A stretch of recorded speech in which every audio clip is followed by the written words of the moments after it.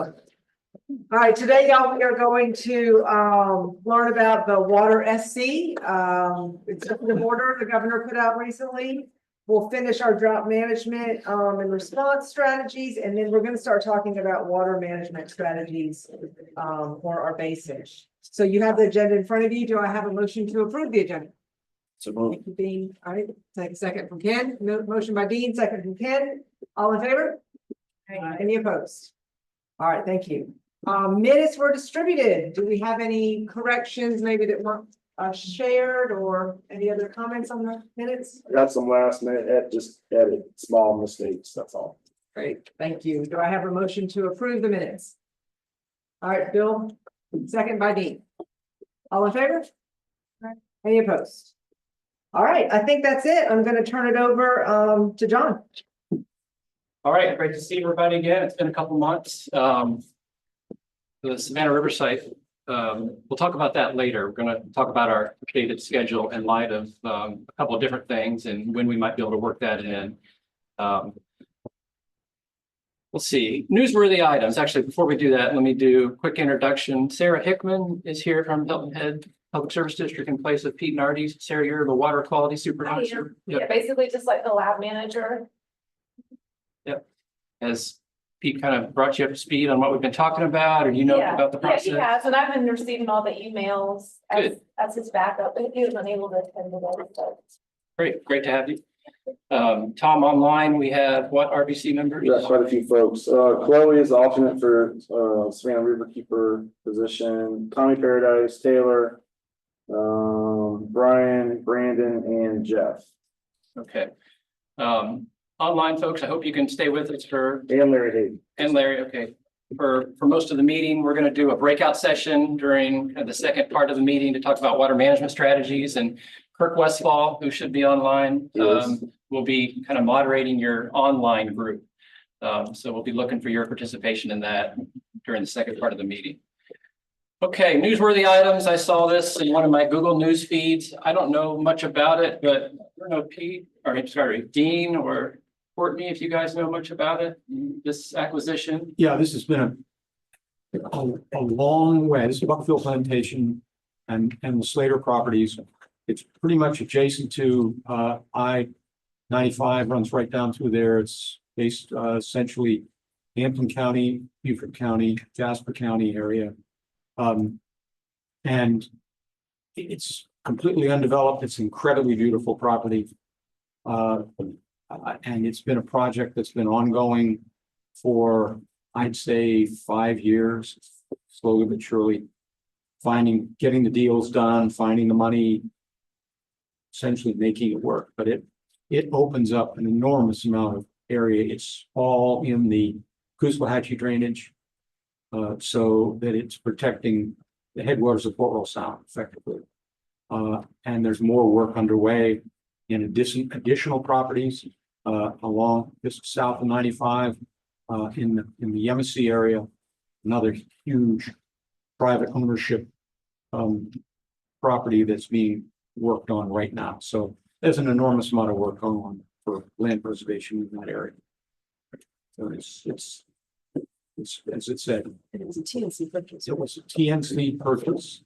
And it's funding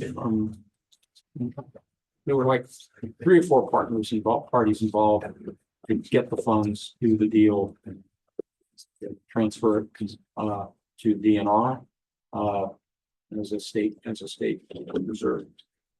Okay. John Carmen, you had sent Tom and I an email about Sentinel sites. I did. Yeah, and then I asked Courtney about them because I really wasn't that familiar with them. And Courtney, maybe at the next meeting, we'll just give you a little bit of time to talk about Sentinel sites and what they're all about and how they relate to water quantity, at least. Yeah. Yeah. Folks know what Sentinel sites are, what that term refers to. I'm going to do the very quick version. Sure. The Sentinel landscape is a designated landscape around a military installation. And it's a program that was created by a collaboration of DOD, USDA, Department of Interior, and now FEMA has signed on. So those 4 agencies sort of prioritize projects in those landscapes to ensure compatible land development for military activity. So, thinking about military installations and their, exterior, sort of surrounding lands where, flight paths are, where habitats are. The idea is to conserve land around those installations, so it's not so concentrated on those installations. If that makes sense. So there's a lot of funding, a lot of money, a lot of effort to make sure that land around those installations are protected and conserved and sort of that compatible land use. And the low country landscape, or low country sentinel landscape was designated last year. And is, I don't know how big the radius is, but it's all around Parris Island, the air base and the Navy hospital. So that whole, this is included in that. But I can give you more. And I'll mention too, I don't think the air conditioning's working. We turned it on, but it didn't turn on. So it might get a little stuffy. How much we can do about it? Yeah. All right, public and agency comment. Anyone? No really public folks here. Agency, we're going to hear from in just a second on SC Water. Anybody online want to make a comment?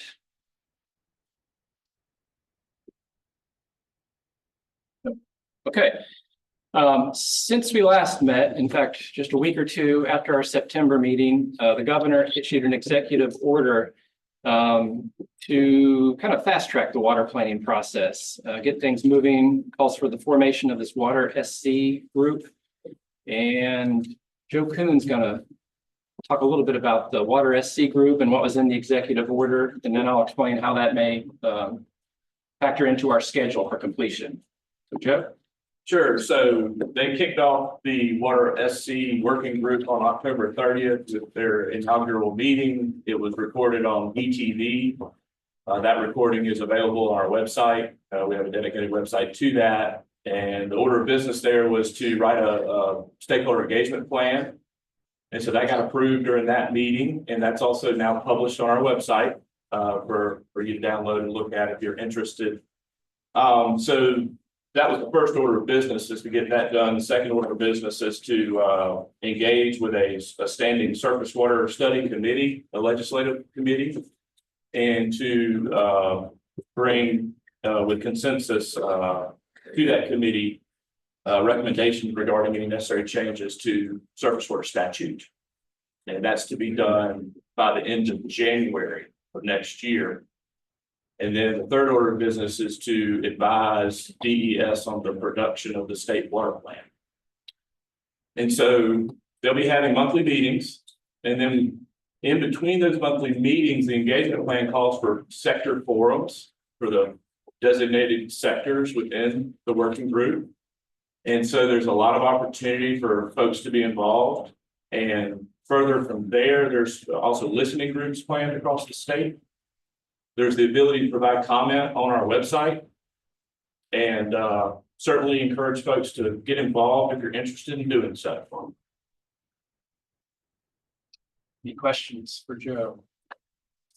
How does that group interact with, first, the group that put together this entire process working at DNR, and secondly, the work that all of the basin committees are doing at this time?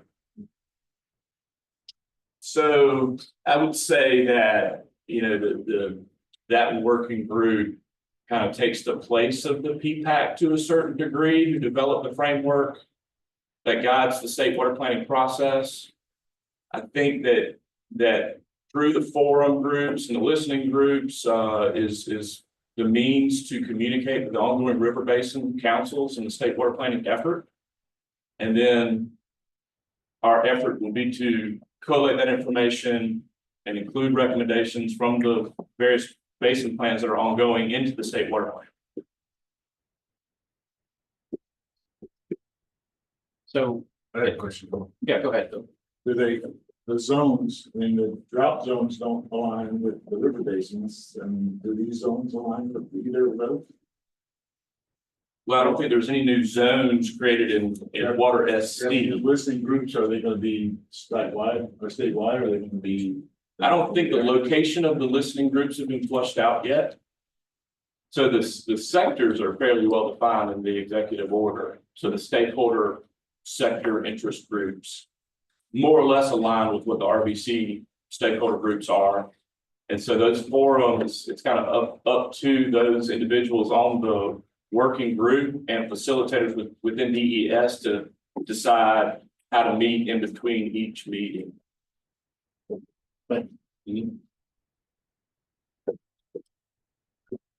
Okay, because the intent is to produce a state water plan by December of next year. And so that the RBCs in that process, which is still ongoing and hasn't even started in the Santee, can inform the state water plan. We want to make sure that we can at least get to the point where we're developing recommendations. So we've got kind of a draft schedule laid out here for the next 8 or 9 meetings culminating in production of our plan. The key point is, January, February, and March, we want to be working on plan recommendations.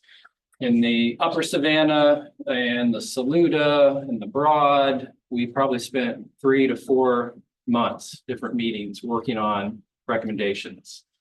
Planning process recommendations, a whole series of technical recommendations, and then policy, regulatory, and legislative recommendations.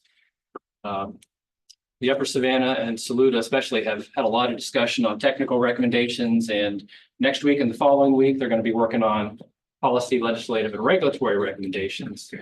And hopefully their recommendations will be useful for Water SC as they put together their report, which is due to the Surface Water Committee by the end of January. But we'd like to be able to get your feedback in that process as well. That's why we want to start working on recommendations soon as we can get through water management strategies, which we're going to talk about today. Typically, we start with planning process recommendations and then technical, and then we end it with policy, legislative, and regulatory recommendations. We might flip that order this time around, and in January, assuming we're done with water management strategies, start talking about policy, legislative, and regulatory recommendations, because this report is due to the Surface Water Study Committee by the end of January, and maybe there'll be something that comes out of this group that would be useful and help inform that. So that's kind of the current plan. This is an aggressive schedule, and you notice that we don't have any additional field trips in here. We can still do field trips, but my suggestion, so that we can finish up sooner, is to schedule field trips, which are kind of optional in between some of the meetings. So try to get back to the Savannah River site, maybe sometime in the spring, but it would be in between meetings. Are y'all comfortable with that? Are you willing to do that? Any concerns about that? Okay. We've also had a couple other field trip ideas. I know Bill and John have talked about visiting kind of Upper Savannah part, or the Lower Savannah part, but near Aiken, and the upper lower, right? That whole area. So I'd like to see that. I don't know that area very well. We may try to work that in the spring as well, or early summer. But we'll keep talking about that. And again, those would be optional in between meetings. John, how many RBCs are behind us? Just the Santee, which hasn't started yet. Okay. And they're going to have to start and finish all within the next year. Upper Savannah is 3 or 4 months ahead of you. Saluda's 4 or 5 months ahead of you. PD is just wrapping up they've just got their draft plan published, or for RBC. Yeah, for review. Yeah, not published to the public yet, but so just the Savannah's behind it. Okay, one other thing I want to touch on too, if we follow our first Thursday of the month meeting schedule, that means in January, we'd be meeting on the 2nd. That may not work well for folks that travel over the around New Year's. It doesn't. Is there any way we can defer that for a week? For the 9th? We could potentially, yes. We could move it back a week. Tom, if we moved it back to the day after the Upper Savannah, does that cause a problem for you? Let's see here. There are 5 Thursdays in January. So. Oh, okay. Yeah, but then it's switched our 6th meeting from our February 6th. Yeah, we could do maybe the day after. The ninth, if you want. So the 9th, does the 9th sound better for folks? Yes. Yes. Maybe. Is that January? January 9th. Yes. I have two things that day, but I'll adjust. Yeah, I'll have to figure something out. I may have to be online that day. What'd you say, Billy, that 2 things, the what? I'll adjust. They're. But you got it. January 9th. Thanks. I'll have to ask my wife. Okay. That's a tough one. Okay, I think the plan will be for January 9th. Tom will send out meeting notice or calendar invite for that day. Yeah, I'm gonna extend the calendar up till probably July or so. Okay, Once I do that, I just needed that answer, so thank you. all right. Other questions? Everybody good with the schedule? Water SC, I should mention too that Water SC has a website. If you go to SCDS homepage and then you just put in another / Water SC, it'll take you there. They've got the list of who's on Water SC. They've got the next 2 meetings listed. They've got links to watch it live. I'm not sure if they're there yet, but they will be there before the meetings. And I'm assuming meeting minutes and other information will be posted following meetings. Yes, that's right. And that stakeholder engagement plan is embedded in the opening information on the landing page. It's linked right in there. Okay. All right, let's move on. Since it's been a couple months, thanks Bill for the picture. Bill took a lot of great pictures. By the way, if anybody else has pictures of the 2 basins that they'd like to send to me, I'd love to have them because when we put together the plan, especially the executive summary, we like to put a lot of just different pictures of water related features. There's a nice one there, an artesian well. Little Hill Inn. Little Hill. Yep. It's the nicest artesian well on the grid, but there's lots of it. Right.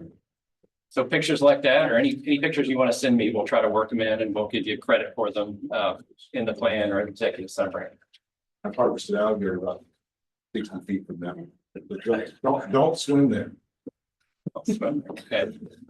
Sort of the Savannah, period. It looks pretty, but it's dangerous.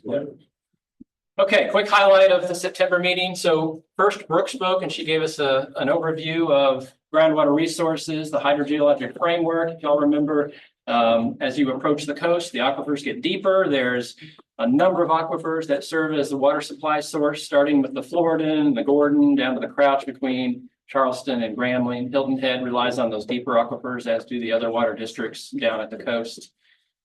Brooke gave us an overview of 2023 reported groundwater withdrawals. Almost half of them are for water supply, which are noted there in red. Another 41% are for ag. And then the rest of them are industry, golf courses, power, aquaculture, or other. She talked about where there's some groundwater areas of concern in the coastal plain. And what we're most concerned about is that area down by Savannah, where there's a cone of depression that's been there for a while. But those are as a result of kind of long-term pumping patterns. And she talked a little bit more about what's going on in Hilton Head. There is some thin layers and some holes in the confining unit between the upper Floridan where salt water can kind of migrate. That's a cause of concern. We also heard a little bit about what's going on the Georgia side. Their planning process has identified a red zone and a yellow zone around Savannah, and then in that area, Bryan County and Liberty County is in the yellow zone. Those areas have restricted pumping.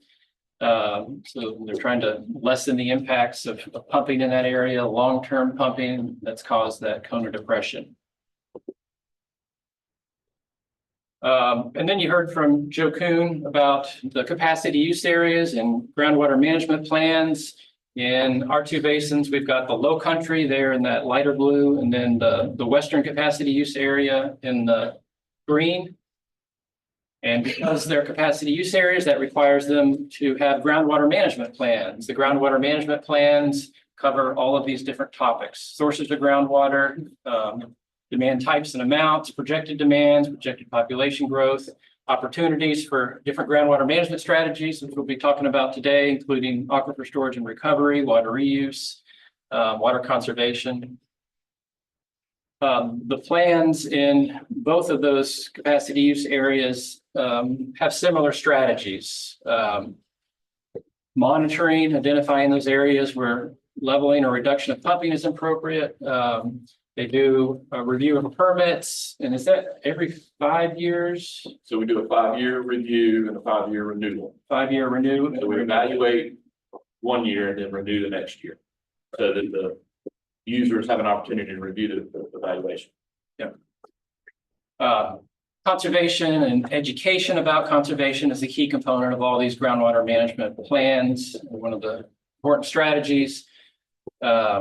And then obviously stakeholder engagement, well, for the Western one in our area. They also do evaluation reports every 5 years. So basically just what's the current snapshot of conditions? Has there been changes in conditions? Does that trigger some different strategies, the need for different strategies? In the low country, that last one was in 2021. There's another one coming up in 2026. And in the Western, it was 2023, the permits were reviewed in 2024, and the next assessment evaluation report is in about 3 years. All right, that was a quick review of what Brooke and Joe covered. Any questions about that? At our next meeting, we're going to hear from Alex Pellet. So you've heard about surface water demand projections, and we did the modeling on that. Remember, we were going to do groundwater modeling, but we decided let's hold off on that. That'll be for a later phase. But it doesn't mean we can't look at the demand projections that Alex Pellet's been working on. And with Brooke's help and others, we can say, okay, given these demand projections and current conditions, do we expect there to be any other areas of concern? You know, what might the picture look like? So we'll talk about that at the next meeting, and that'll help inform what type of groundwater management strategies or even surface water management strategies you might want to consider. Okay, next agenda item. We've been talking about drought for the last couple of meetings, and we're going to finish our drought response strategies and recommendations. Work through 3 or 4 recommendations, and today we're going to try to finish those. So before it started raining yesterday, we actually had a kind of a unique event. I saw this article, so it made me go to the U.S. Drought Monitor. There was a record last week. All but 2 U.S. states were in moderate or higher drought, which has never happened before. So, you know, after Helene came through, then there's been 30 days of basically little to no rain in pretty much the whole eastern part of the U.S. Except Florida. They've gotten plenty of rain. And that has put this area back into drought conditions. Meanwhile, the rest, the Midwest and the West have been struggling kind of all year, off and on. So that's kind of unique. And then suddenly you get all this rain. So, you know, even at the beginning of this meeting, we're talking about the fact that we had no rain, and then we had Debbie, and then no rain, and then Helene, and then no rain, and now this. So that's not a long-term pattern necessarily, but it's a pattern that has started to appear over the last decade or so, where you're getting a lot more rain, higher frequency events, and then you're getting droughts. So keep that in mind, because that's important as you think about water management strategies. If that's a long-term trend, that impacts how you store water, how you use water. That might suggest you need bigger opportunities to store water. Maybe you need to switch more to groundwater. I don't know. You need to think about that. It's a consideration. Okay, just a reminder of what we're doing with Chapter 8. We are summarizing existing drought plans, which all the utilities are required to have. We're summarizing any drought response initiatives or strategies, and we decided in these 2 basins, we don't really need any specific strategies like may exist already. In Edisto, they came up with a strategy, and along the Savannah River in the upper part, the Army Corps has their own drought contingency plan. But we decided we don't really need anything specific on top of that. We've been working on recommendations. Those are going to be documented, and then communication plan. And we had talked about the communication plan. How do we want to do that? Remember, we reviewed what the Upper Savannah RBC decided, which Bill kind of mentioned earlier, is that they said, well, you know, those drought management areas don't follow the RBCs. They're separate. And the Upper Savannah said maybe the RBCs should be the advice group to the DRC rather than these separate drought management areas. So they said, let's suggest and recommend that the Drought Response Act be rewritten to suggest that the RBCs be that informing body. There's some good and bad to that potentially. You know, if the RBCs don't consider or don't continue as planning bodies, you know, then that doesn't work. But if they do, it might work. So we talked about, well, maybe we just need to make sure there's at least one or more RBC members on the DRC, and that could be a viable option. So we didn't really settle on anything because there's some uncertainty about, you know, how long the planning will continue. Will the RBCs be supported? Will they continue to do their work? That's the current plan, but you just don't know. It kind of depends on funding and other things. So we've kind of left it at that for now. We'll revisit that before we finalize chapter 9. Any other comments or questions about that? What would it take to harmonize the geographic footprint of the two? It would take a change in the Drought Response Act. So Drought Response Act would have to say there's no longer 4 drought management areas. There's the 8 river basin councils. And that's driven by legislation or executive order? That's legislation. It's in an act. Is it worth considering harmonizing the two? The Upper Savannah thought it was. The Saluda did not. So they considered that recommendation, but they said, no, we think it's good how it is. And it never came up in some of the other RBCs. So we haven't really asked the other RBCs what they think. If it wasn't proposed. Joe, what do you think? You're on it. Sam's on it as well, both Sam and. I'm on it now. What do y'all think? I don't have as much history with it to understand why they designated it the way it is now. I mean, I think, you know, if you guys feel strongly about it, that's y'all's decision to make as far as a recommendation. You do divide counties that way, which may play into the reason they did it the way it is. I'm sure Hope would have an opinion on that. I don't know, Sam, you have an opinion? Unfortunately, I think that definitely leads to an extended discussion, like you look at the West even there. You're extended to like only Texas County all the way down to or Jasper County. And I mean, that's a very drastic area, not only geographically, but typically rainfall wise too. So, Yeah. so you can lead to some very intense discussions and, you know, especially if sometimes the rainfall might split Aiken County. And then that's a relatively large county in that area. Has to kind of fall with the majority of those two, so. We divide it, but we say everyone looks to data there, but it's ultimately up to them to decide what they feel it should go to, so. And then Central's another huge DMA, it's, you know, kind of. Use the word unreasonable, that's unreasonable. Logistically, it may prove more challenging to get a quorum at each meeting to get the votes in if you have 8 basins instead of the 4. So that's one thing to consider as well. That's Dean. I think the other thing to consider is that when you come down to the point of what do you do in a drought situation? That an awful lot of that depends upon the actions of the local governments involved in the process. And that's why the drought management areas are set up on county lines. So that it's not a question of one count of having the group make a decision that affects half a county. And particularly if the thing is, if the counties are going to take action to reduce demand or to exploit other supplies, whatever they're going to do, it's going to be harder to do that if we're simply working on the river basins, because the river basins don't respect county lines at all. Okay. Tom, you said Hope is online. Yeah, Hope, I'm not sure if you were able to hear the RBC's comments, but do you have anything to add? Can you hear me okay?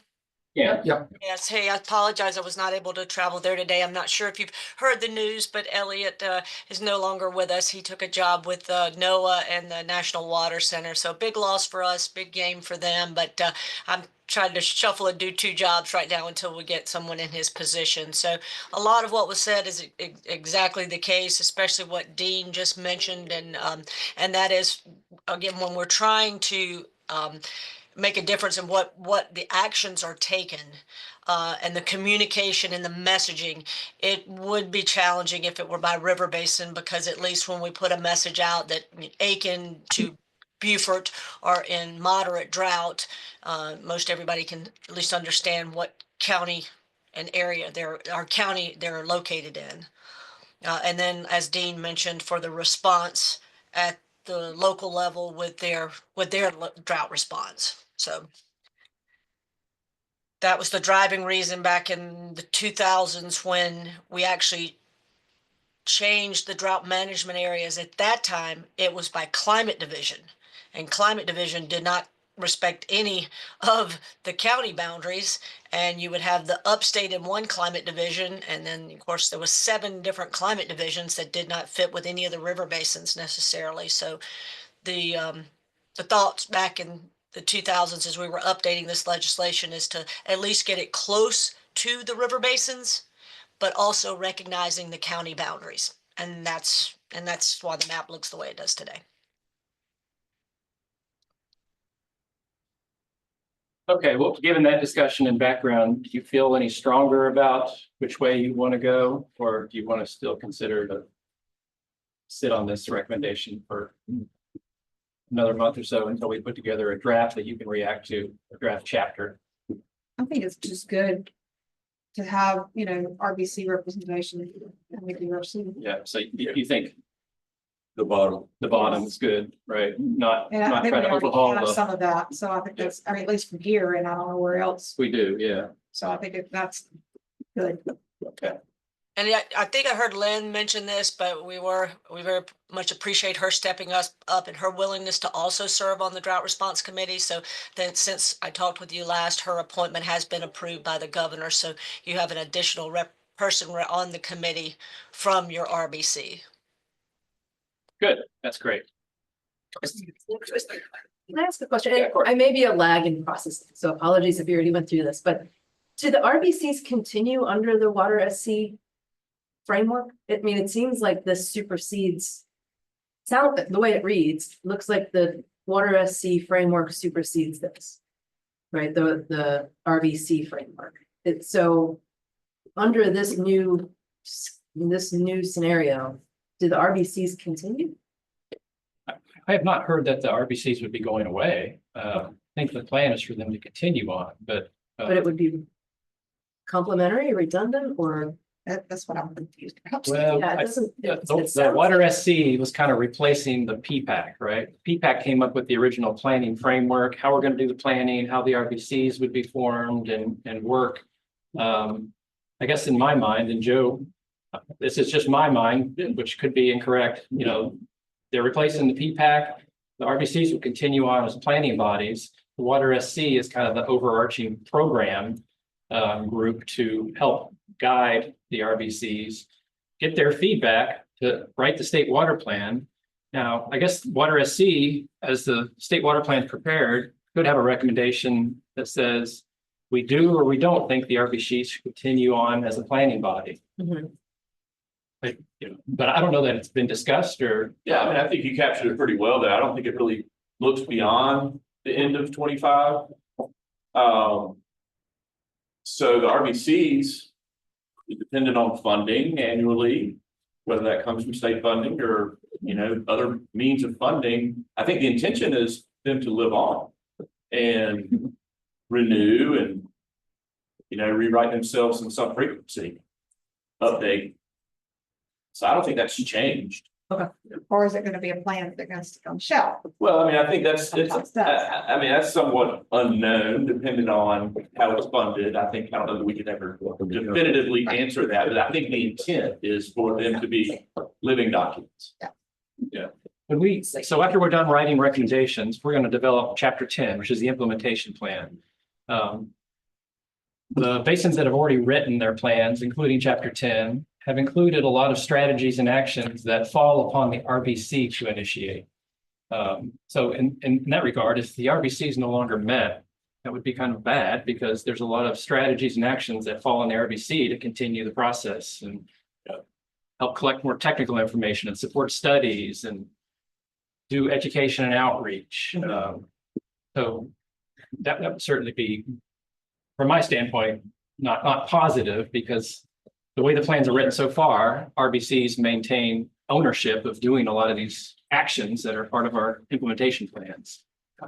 It falls a lot on DES and other organizations too. We have to assign who's doing it, how much money is needed, and we'll talk about that later, but.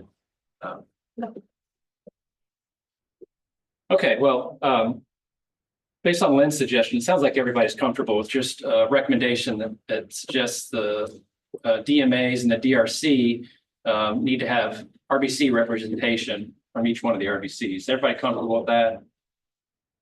Thumbs up. Yeah. Okay, good. We will write it up that way. We probably won't mention the Upper Savannah's recommendation, but we'll have something kind of a hybrid of that. Recommend the RBCs have representation. Okay, here's one that we already adopted. Just as a reminder, we recommend that you all recommend that water utilities update their drought management plans every 5 years, and review and update every 10 years or more if conditions change. Yep. We had one about state funding. I think you mentioned, Carrie, that some smaller utilities just don't have the technical capacity to really write meaningful plans. So funding would be useful and technical assistance to help them update their plans. So we've got that recommendation. And this is where we left off. Well, actually, we decided not to include this one, which was recommending that water utilities coordinate to the extent practical drought response messaging. I think the Broad thought that was important, but up in the Broad Basin, there's a lot of water utilities that kind of serve the same area, and they've seen issues when there's been different messaging going out from different utilities. We decided in this area, it's not that much of a problem. So we decided not to adopt that recommendation. This one is where we left off. RBC encourages water utilities in the basin to consider drought surcharges on water use during severe and/or extreme drought phases. Everybody remember what a drought surcharge is? How that works with water rates? Question. Yes. Is there any utility that we know of in our basin that doesn't do that? That doesn't do That that? doesn't have a drought surcharge? We do, There's we an don't. official drought act. You don't? No. Why? I'm not sure. Okay. It's also, there are different situations. If there's a public utility driven by a county government or a city government, then those surcharges can be done as a matter of business by the utility board and approved. If it's a private utility, then their rates are set by state law. They have to have state approval of their rates. So if they have not included, which I think they could include on a private utility, a provision that says when a drought has been declared, defined it in state law, they would have the right to do that.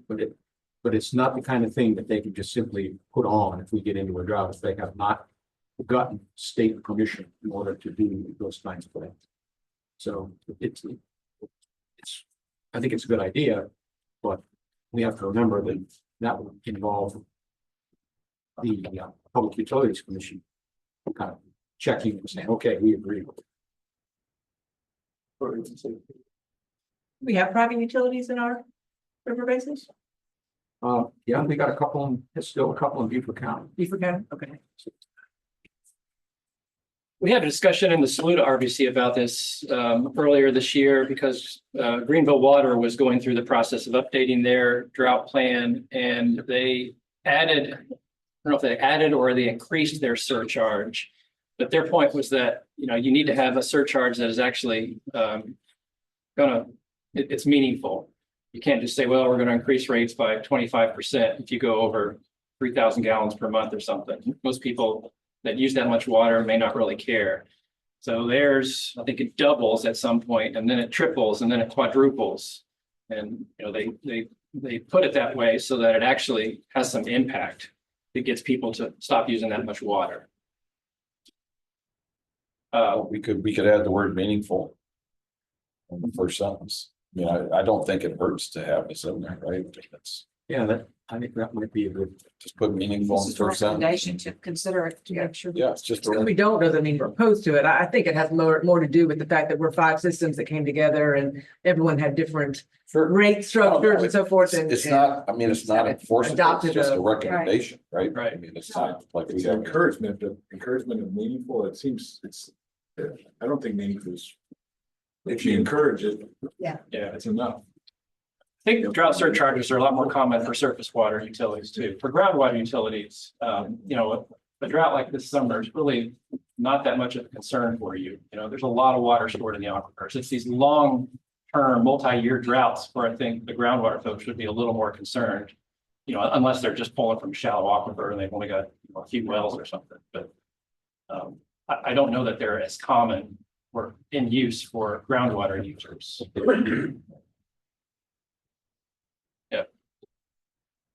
Okay, well, I'm hearing consensus that y'all think this is good as a recommendation. You know, again, it's up to each utility to decide whether they should or could enact that. But you're comfortable making the recommendation as written, or did you want to add the word meaningful? Leave it like it is? Yeah. Okay.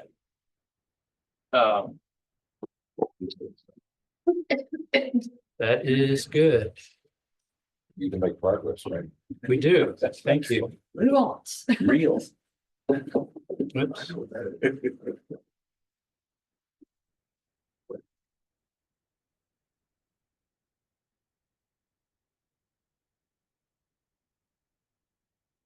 Okay. The next one that's been considered by some of the other RVCs. So the Upper Savannah, Saluda, Broad, and PD all adopted this. The Edisto RVC never really came up. They didn't consider it. Has to do with encouraging water users and those with water interest to submit their drought impact observations through this CMOR program. That's a National Drought Mitigation Center program. It's called Condition Monitoring Observer Reports. There's a link there. I can't remember if I showed you that link. We went through it. I can do it really quick if you want. It's just a very easy way for anyone to log into the National Drought Monitoring Center and say, hey, I've got drought conditions in my area. Here's a picture I took of a stream or my field or my trees that are turning brown early. And ask a few questions, and then you submit it. So it's very easy to do. When I last looked at it a couple months ago, there was a lot of participation from South Carolina residents. They had submitted a lot. Up where I live in North Carolina, I was one of the few people that submitted a drought observation report.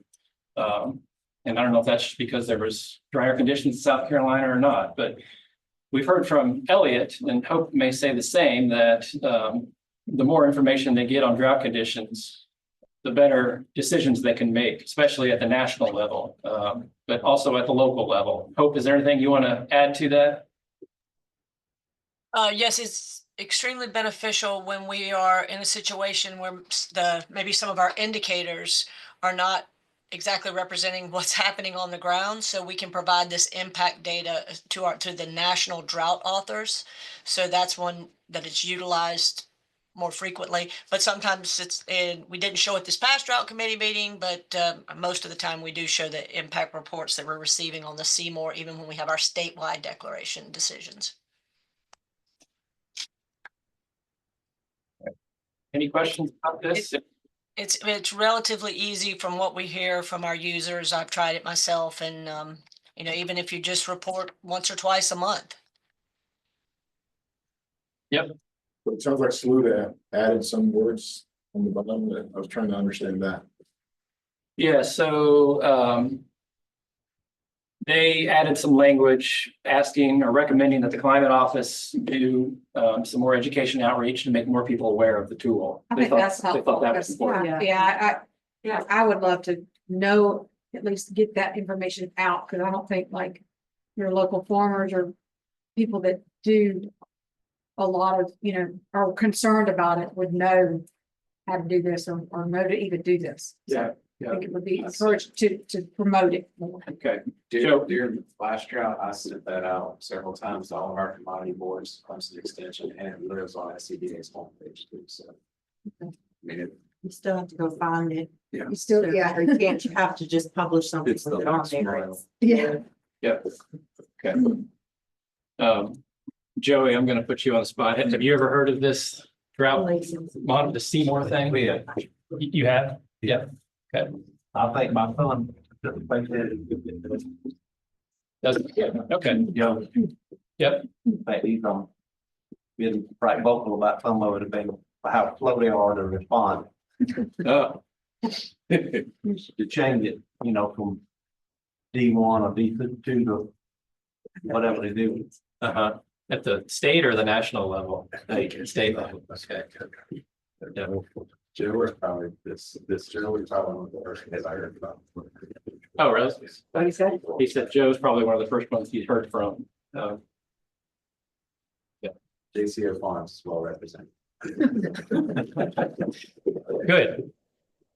Okay, well, it sounds like you're adopting this and you want to adopt the Saluda version, which encourages the climate office to do outreach. I think that makes sense. Yeah, good, okay.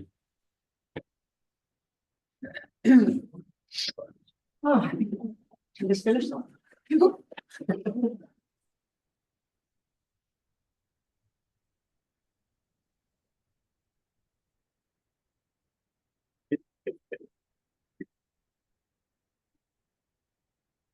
Okay, well, that was all the drought recommendations that have at least been considered and or adopted or not adopted by the other RBCs.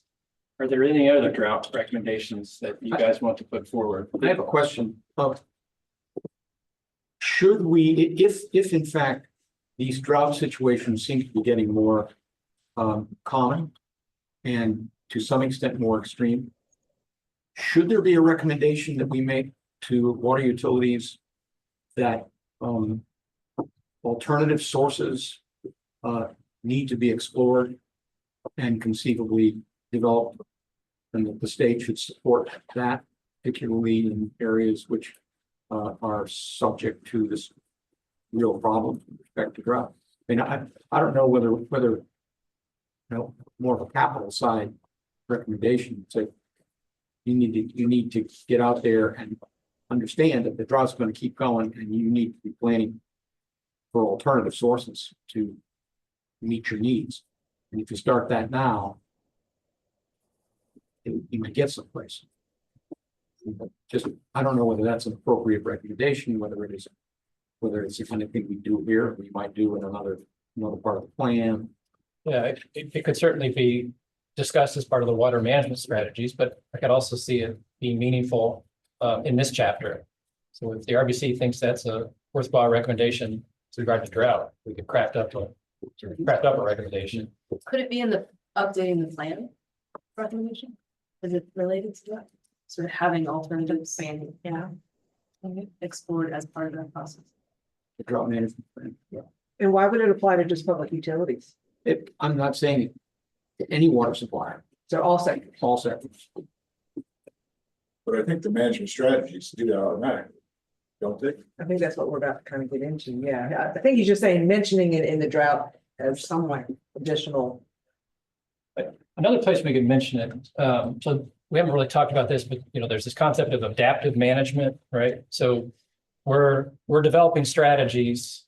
And I was going to talk about this in the next meeting, but here's a quick freebie. We're developing strategies to address current conditions and looking 50 years into the future based on current and historical climate patterns. But we do know that conditions are changing or could change. And climate's just one of them. There's a lot of other conditions that could change. Regulatory conditions could change. But just looking at climate, we know that the climate could change. And the strategies that we identify now, even given our projected demands, if they hold true, might not apply 50 years into the future because of changing climate patterns. So we have to write an adaptive plan, something that allows us to identify strategies that could be needed 20, 30, 40 years from now, if conditions change beyond, historical conditions, which we've used in our model. So I guess to your point, if we continue to have these scenarios where it's dry and then we get all this rain, but then it's dry again, we're getting the same amount of rain, but we're getting it at a lot different frequency and intensity. That could cause a problem for like reservoir water suppliers that rely on small reservoirs, right? Those reservoirs could go drier quickly and then quickly fill up or partially fill up, but a lot of the rain you get all at once just kind of runs off, and it's hard to predict. So maybe we tackle that as part of kind of an adaptive management strategy. And then if we want to come back to this particular section and add something, we can do it. Right, you could always do that. Yeah. Okay. I'm thinking about it as an alternative. What would be in this, another reservoir or hiking a distance? What's the range of possibilities that we're considering here? So like another reservoir, or raising the dam on your reservoir to increase the amount of storage, or interconnections with other utilities, so you have that backup supply if you need it. Conjunctive use. So say you rely on surface water, but you're concerned about your reservoir withholding or having enough water through these more severe droughts. Maybe you put in a couple wells. So, I mean, we'll talk about Aiken as an example too, with the Mason's Branch Reservoir, how they use it during droughts. That's one of my slides. Didn't mean to steal a little bit of your thunder. No, that's okay. I'm just trying to, what's the range that we're talking about here? What do they look like? So. Okay, before we move on to water management strategies, any other thing about drought you think we need to include as a recommendation? And when we put this chapter together, which is a relatively short chapter, we've only got 5 or so recommendations, and there's some discussion of the water utilities, drought plans. But you can read the chapter, and if you have other recommendations, we can offer them up and append them to the chapter when you do your original review. Okay. We're going to move on then. See, should we take a break before we dive into this? Yeah, let's take a quick break. It's 10:53. Let's start up again at 11:05. So online folks, we'll begin water management strategies at 11:05. The inspected plans. All right, we are going to start back up. Starting now and working into next month, this is kind of one of the most important discussions y'all are going to have. Of the plan itself, the identification of water management strategies is very important. It's where most of the impact of this plan will be, that and the recommendations that you put forward. So we want to make sure everybody has a base understanding of what we're talking about when we say water management strategies. And then you're going to be developing those strategies. You're going to be identifying which strategies you think are applicable to your basins and which ones you want to recommend and move forward. Now, in some of the other basins, like the Broad especially, when we did the surface water modeling, we actually identified shortages. So we needed specific strategies to address those shortages, looking 50 years into the future. Most of the other basins, including yours, we've done the modeling, at least on the surface water side, and we didn't identify really any major shortages. We saw some shortages for some farms on the small tributaries, but again, there's some asterisks along with those. We don't have all their little small impoundments in the model, and we know that sometimes they have shortages anyway, and they've got other ways to mitigate those shortages, like conjunctive use. They've got some groundwater wells they might rely on. So just because you didn't have any surface water shortages doesn't mean that you don't need to identify any water management strategies. At least I hope that's the approach you take. I think there's a lot of strategies, especially on the demand side, that are still applicable, and that each RBC has generally been encouraging and recommending for all different types of users in the basin. So what I'm going to do is kind of give you an overview of those strategies, talk about a few terms, and then you're going to have a group discussion, and I've got some prompts for you to start thinking about what do we want to put in our plan. So to back up to the planning framework, a surface water management strategy is defined as a strategy proposed to eliminate surface water shortage, reduce the surface water shortage, or increase surface water. And that's what we're focusing on, because we didn't really identify many shortages or any of significance. We're trying to increase surface water availability.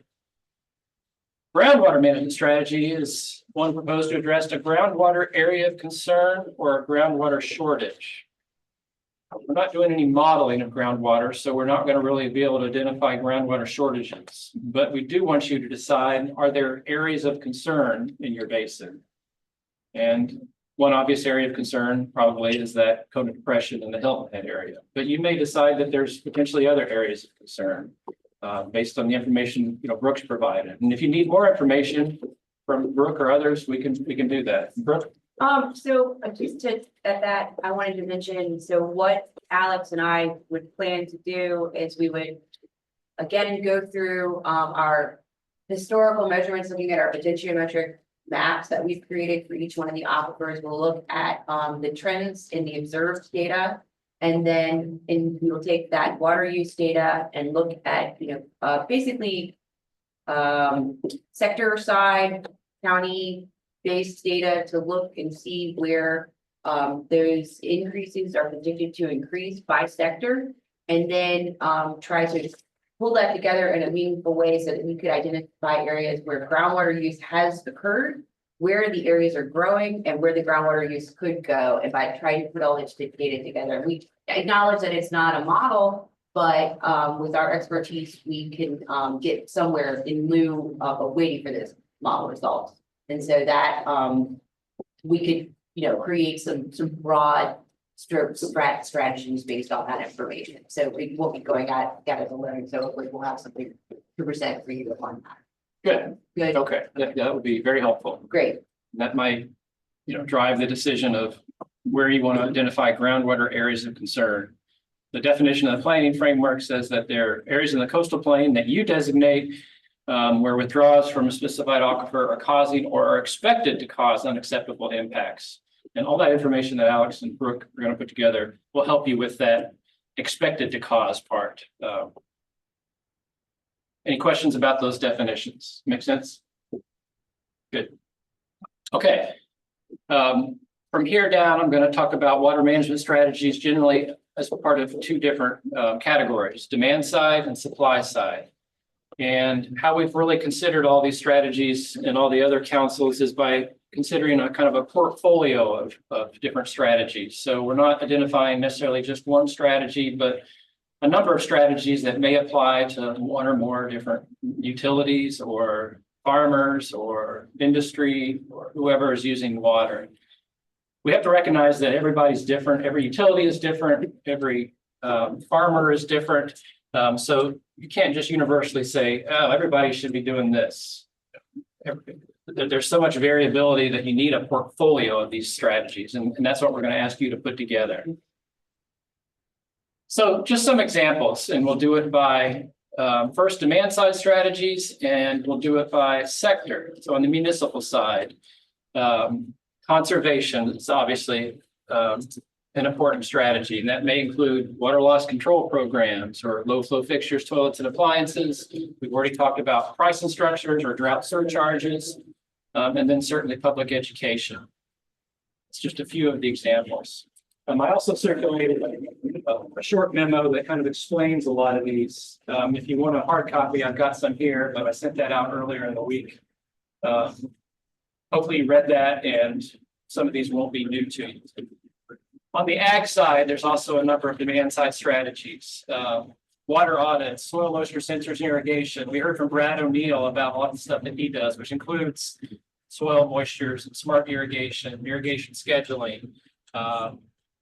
Crop selection can be an important strategy. Some crops use a lot more, some crops use a lot less. It's typically market driven, but there's still some flexibility sometimes in selecting crops that are based on decisions of water availability. Industrial, some of those are very similar to municipal side. It could be water use and recycling, or making sure your processes are more efficient, water loss control, so limiting leaks, and then just low flow fixtures, toilets, and appliances at your facility. On the energy side, Brandon, if you're online, chime in. But otherwise, reclaimed water, it's potentially useful for cooling. Certainly the switch to combined cycle natural gas, which has occurred at a number of plants in the state, Those facilities use less water than just traditional coal plants. Energy saving appliances and your energy using customers, reduces the need for thermoelectric generation, and then that could reduce the need for water for cooling for thermoelectric generation. Brandon, do you want to add anything? Are there any other strategies on the energy thermoelectric side that are worth mentioning? No, I mean, you've pretty much nailed it with that. We will also go throughout the plants, and not necessarily housekeeping, but just to ensure that there are no valves leaking, anything like that. Water audits, I guess. Yeah, just making sure we're tight on everything. Best practices. Yeah. Okay. Okay, on the supply side, obvious ones, new or increased storage could be new pounds, impoundments, reservoirs. It could be dredging. That's potentially important for a lot of the smaller reservoirs, especially. And I'll point again to Saluda Lake, which they've had to dredge once already, and they need to dredge it again. They've lost a lot of storage in that one. That's in the Saluda Basin. Reservoir expansion could be done through raising the dam height or other means. ASR is another way to increase your storage. Then there's water reclamation, water reuse. That one kind of shows up both on the demand and the supply side. Direct potable reuse has been mentioned before, and at least one utility in the state has been looking at the feasibility of potentially doing direct potable reuse, or at least piloting that. Stormwater capture and treatment, and then conjunctive use, which is basically using groundwater to augment surface water during low flow periods, or it could be kind of a different way too. It could be switching over to groundwater, it could be using groundwater, but maybe switching to surface water as a backup supply if you need it. So it could go both ways, but that's basically leveraging both ground and surface water. And then finally, conveyance, regional water systems, tying them all together. I mean, that's how your utility formed, basically, right? I mean, Well, we are not all interconnected yet. We're not all well managed, but we're slowly doing it. okay. You're getting to be a Yeah. connected system. Yeah. Interbasin transfers, just interconnections, whether it be emergency connections or buying water wholesale just to supplement your source could be one. So conveyance is a strategy as well. Okay, so that's kind of covers the overall categories and touches on some of the more common ones. I'm just going to go through a few examples now to get your brains thinking before you break out and go into your groups. These are from kind of Georgia, North Carolina, and South Carolina. And the first one I'm going to start with is water conservation. Just give a few examples. Near where I live, the town of Cary has been pretty serious about their water conservation program going back more than 2 decades. They implemented everything you see there in the bullet to some extent or another to bring down their per capita demand. And largely because of implementing these programs, but also just because of some development trends, they've been able to get their per capita demand down by about 30%. So from 114 in 2001 to last time I checked, which was 2016, 81. And that's not unique for town of Cary, but they did make a concerted effort to do that. I think generally across the country and each one of the RBCs, we're hearing that their per capita demands have been declining in the last couple of decades. I don't know if you have experience with yours because you're a relatively new utility, but would you say the same? I guess maybe don't have quite enough data yet to know how it's changed, but I would generally agree. What about Hilton Head or Beaufort Jasper? Not sure. Yeah. Brian online or Dean, do you know if Beaufort Jasper's per capita demand's been slowly dropping or has it been going up or? Brian, I think Brian, answer it. Yep. you've got a slide a little bit later that shows Greenville's. I think ours is on a similar trend.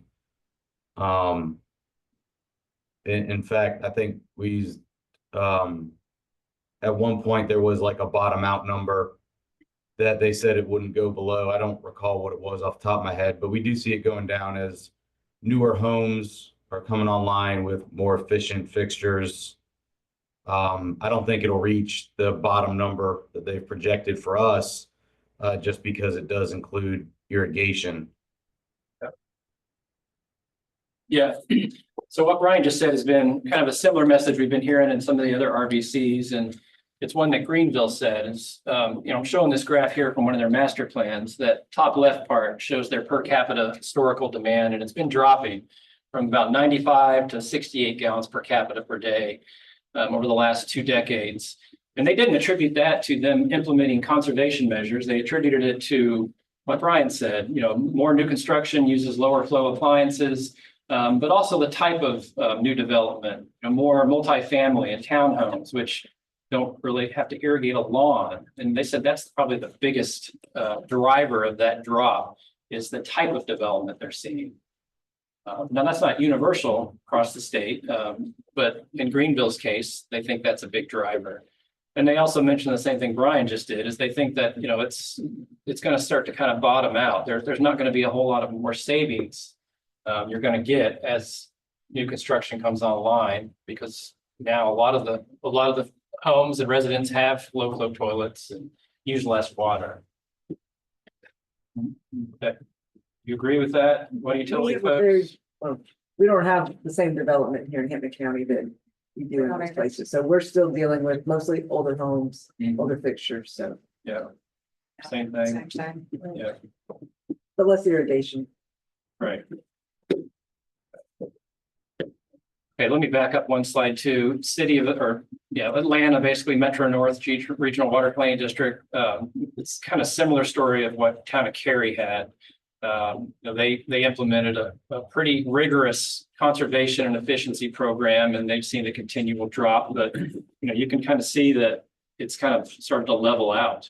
So there may not be a lot more that they can do to get that down, but they certainly made a lot of progress from back in 2000. 24% reduction in 20 years or so, which is good, but is there more to be done? I don't know. Okay, quick question, pop quiz. How many gallons of drinking water do you think are lost each year in the US to faulty aging and leaking pipes? A, B, C, or D? Let's say it's B. B? B. D? The biggest. C. C. Yeah.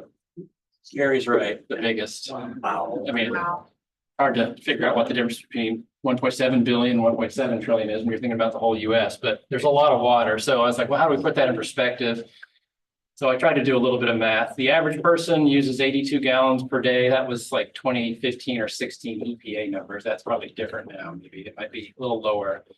US population is 346 million. So you do some simple math, that 1.7 trillion gallons is the same amount used by the average person over 60 days, 4,900 gallons.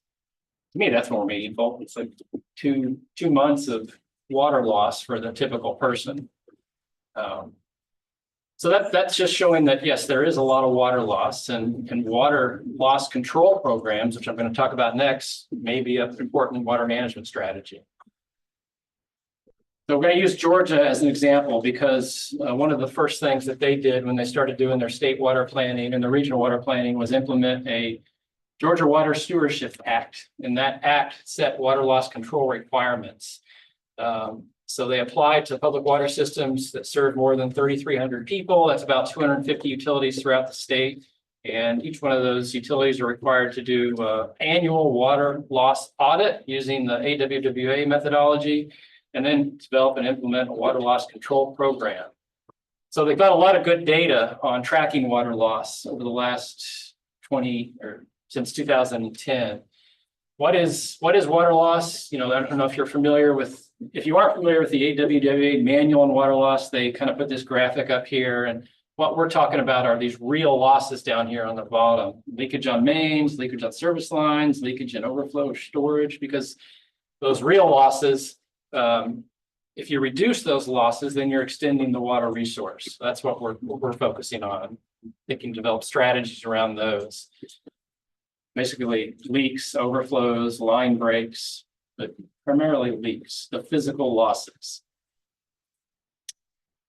So from Georgia, the 10-year, let's see, this is a histogram of real losses as a percent of total water supplied, 10-year average for each one of the utilities. So you take all those 263 utilities and you put them into groups. That's what this histogram does. Most of the utilities, 56 of them or so, lose about 10 to 15% of their water. 10 to 50% of their water through these real losses, right? It's leaks and overflows.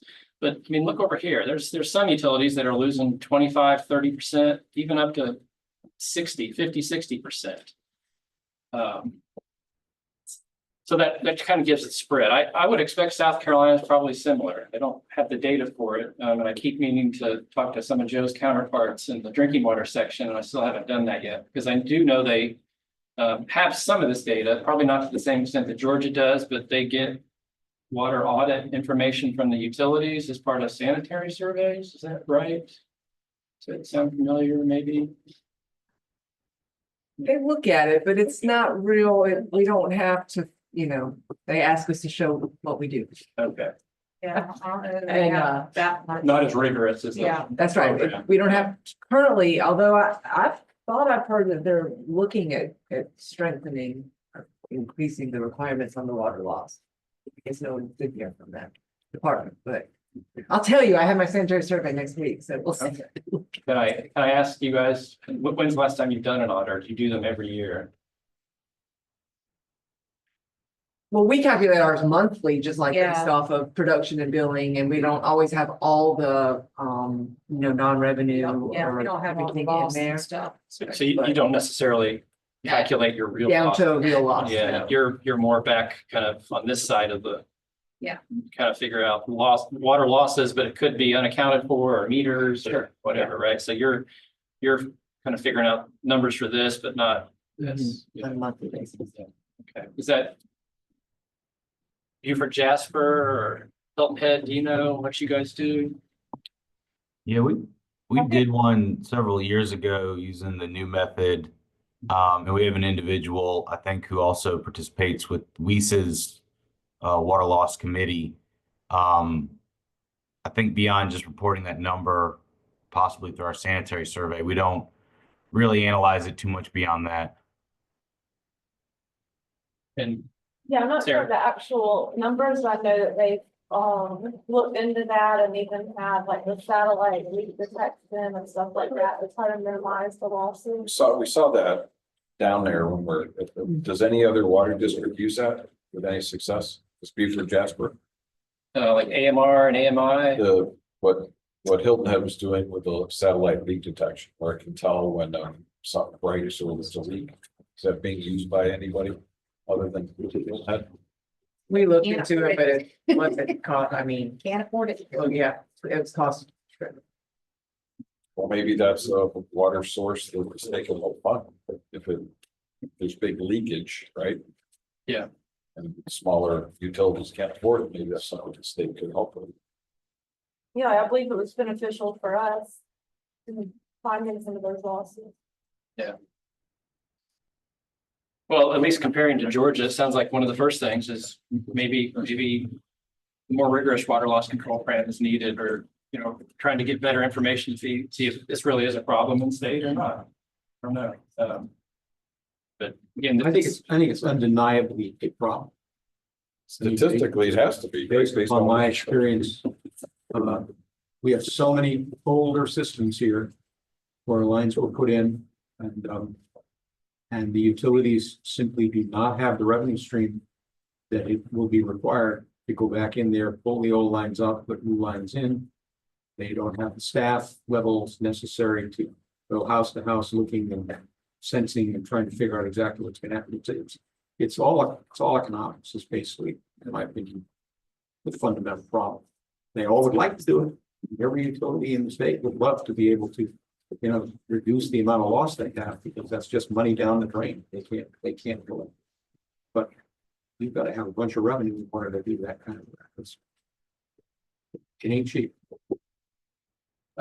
This is just a little more data from Georgia, since they've got a nice database of every year for every utility. I pulled out some of them in these orange, blue, gray, and green colors just to see, are there some that they've been able to make substantial improvements? And it looks like some of them have really dropped from, high 20s or 20s to 30s down to, very low numbers. I'm not sure if I actually believe these really, really low numbers, but it's a nice trend. Statewide, this thick gray line in the middle doesn't really show much of a trend. In fact, if there is any trend, it's slightly up, around 13 to 15%. I was curious if, this water loss control program is actually being, effective. And you just look at the trend and say, maybe they're just treading water. They're able to put enough money into it to not have it more of a problem, but they're not being able to do what a lot of these utilities here have done, which is really reduce the losses. Maybe it's the first step of knowing you have a problem before you get the money to fix your infrastructure. Yeah. Yeah. Takes a while. Yeah. Well, is it total water supply? Because the water supply is going up, right? There's growth. Yeah, I think every year when they do it, they look at their total supplied and total delivered and figure out what the real losses are. So it's on a yearly basis, but yeah.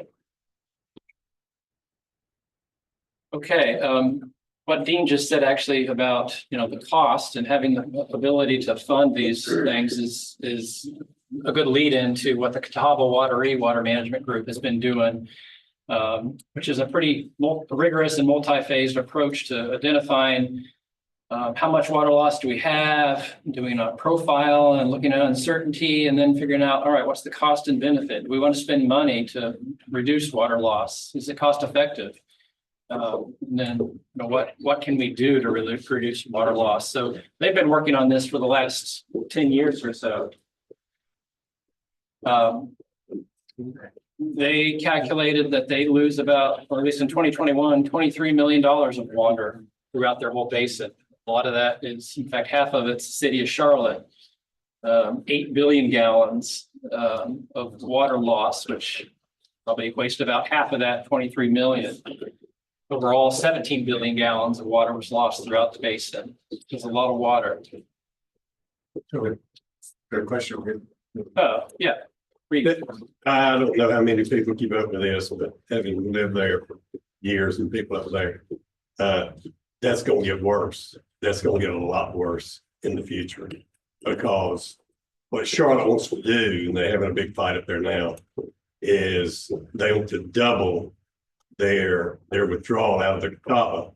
And instead of putting that water back in the Catawba, they want to transfer it over to the Yadkin. Yeah.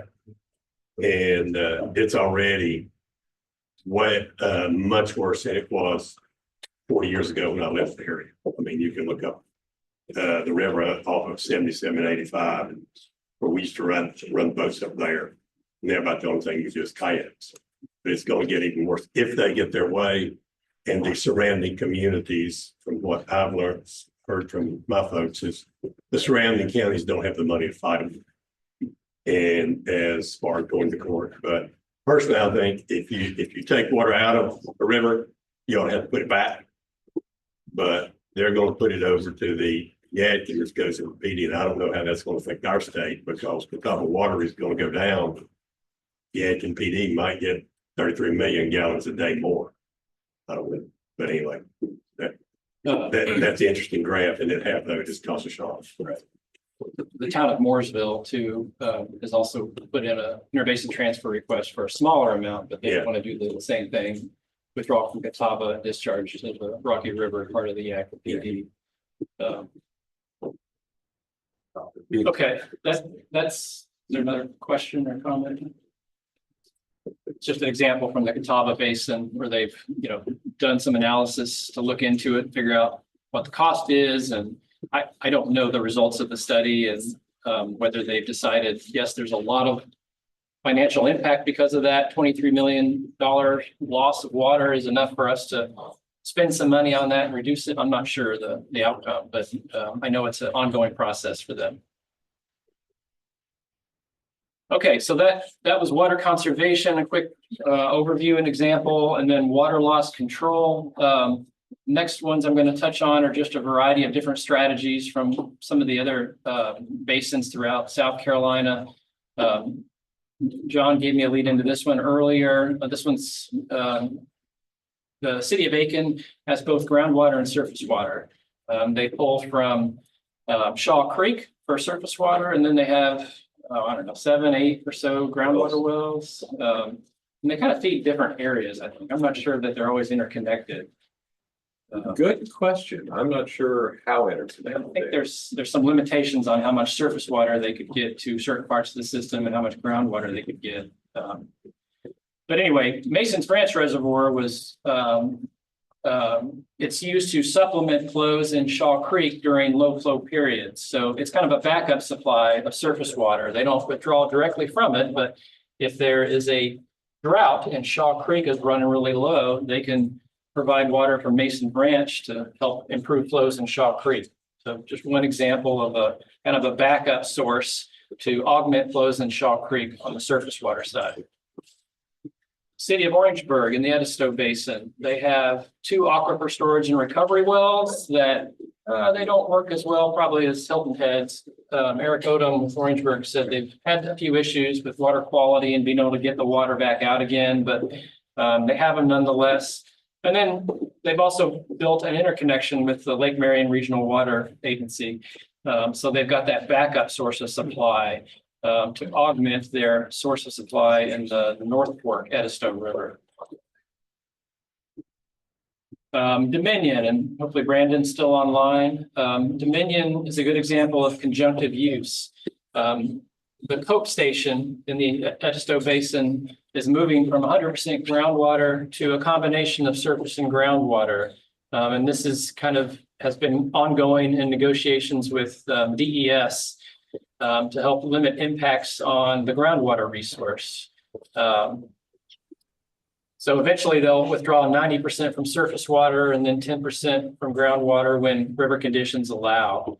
During low flow conditions, they can basically use all the water from groundwater if they need to. So they've got flexibility there. They've got some resiliency built in by having those multiple sources, and that's kind of the benefit of conjunctive use. Is any of that water returned or is it all evaporated? No, I think a lot of that is returned, and I don't remember the amount, but Brandon, do you remember how much of your water is consumed versus returned? For the not off the top of my head. Cope is what's considered a closed cycle facility. So there's very little, total usage. The majority of it is returned. Thank you. Okay, go ahead. Yeah, I mean, if you're interested in that, I can get that for you. I just don't have it right off the top of my head. Okay, I can look it up too. It's in our Edisto model. I just don't remember what we had in there for consumptive use percent. Okay, on the ag side, I'm going to give an example from the Edisto, or a couple examples. One from the Edisto and ones we've already heard about from Brad O'Neill. Walter Farms. And Joey, you might be able to give me an update on this. When we were doing the Edisto planning process, we actually toured Jeremy's facility, and he had a groundwater well that could provide up to 20% of peak demands. So generally he pulls from the Edisto River, but he also has groundwater as a backup supply. I thought you mentioned to me earlier that you guys extended, or you connected some of his systems, so now he can irrigate more fields using groundwater. Is that right? That's correct. Yeah, you don't know the percentage up now, do you? Or Jacob, my other son, he is really responsible for all that. I just help him when he needs me now. So okay. I'm more back on my own volunteer now. All right. I guess point being, Jeremy's continued to expand his ability to use groundwater if needed. And that kind of feeds into the low flow management strategy that the Edisto RBC came up with, where the largest users in the basin curtail their surface water use during low flow conditions in the Edisto. So Jeremy has now increased his ability to lower his surface water withdrawals if the Edisto is running low and irrigate more of his farm through groundwater. So again, conjunctive use, supply side strategy. On the demand side, he was a big proponent of doing water audits and sprinkler head retrofits. I don't know if you want to speak to that at all, but basically making sure you're not overwatering and you're watering in the right spots. Is that right? Yeah, it's multiple ways you can do that, but do head retrofits, you get that water closer to the ground. lose less to break it evaporation. up in a certain, you don't want to over break it up. You want to keep it in a bigger drop that you can and still carry it out and get coverage.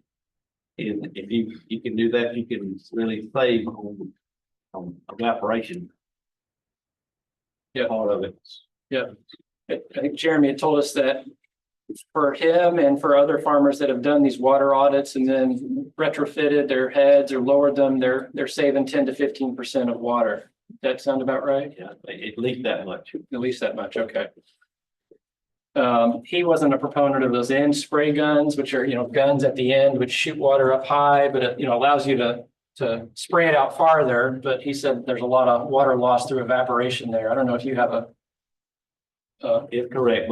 They took all that off of there, but we run them on all of that because if covers more area. 1,000-foot pivot and you put 150 feet out beyond the end of the system where you can, that adds acres. Yeah. So, yeah. You just have to live with that law. Right. In that part. Yeah.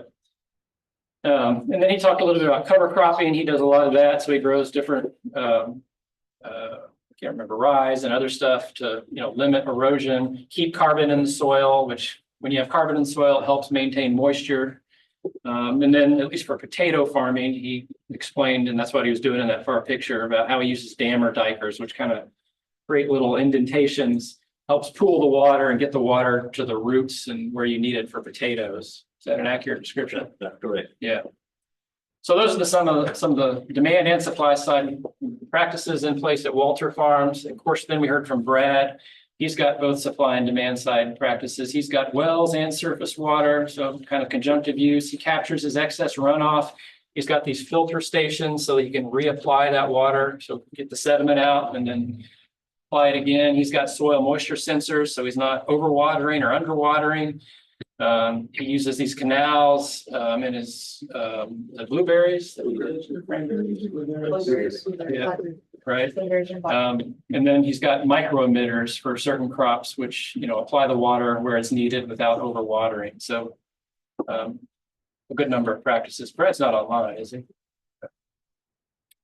And then Hilton Head, we heard about one of the things that they do, including their ASR, but what I'm highlighting here is they've got a vision, so they've already thought about strategies that they might want to use in the future, including membrane treatment for direct or indirect potable reuse. And Pete's talked a little bit about the formation of this water reuse committee and working with DES to kind of get regulations in place so that facilitates implementation of whether it be direct or indirect potable reuse.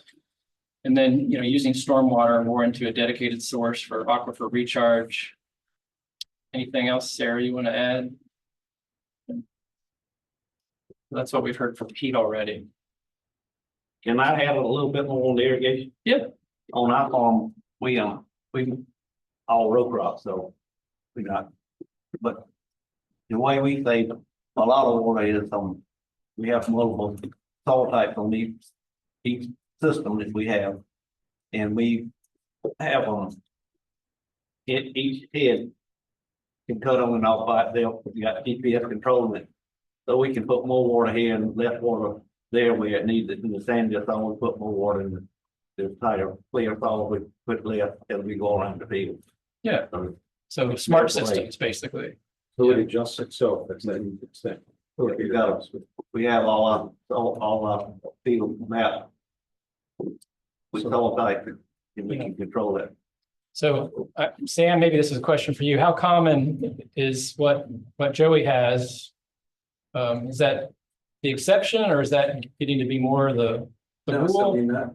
that variable rate irrigation technology has been out for several years, and there are lots of producers that do it in conjunction with the rainfall data that they take at the pivots, that they can then turn it off automatically. Joey's they've got the app on the phone controller system. When it starts raining, they'll hit it and kill it, so you're not wasting any water. I'd say on like a percentage wise, from what I've seen, so you're probably looking at something like 60%, 70% of growers have a similar system to that. The variable rate irrigation system is definitely strongly encouraged because, like you said, when you're talking to a 20-acre field or a 2-acre field, you can have 5 different soil types in a 20-acre field. When you get to a 200-acre, obviously it's much greater. Same soils, obviously, a little more water because you're going to want filtration, you want to make sure that the weeds, clay soils, you're going to see runoff, so you want to cut that with that. Even reduce that rate. You'll watch them go through the field where all heads may be on, and then these heads may start pulsating.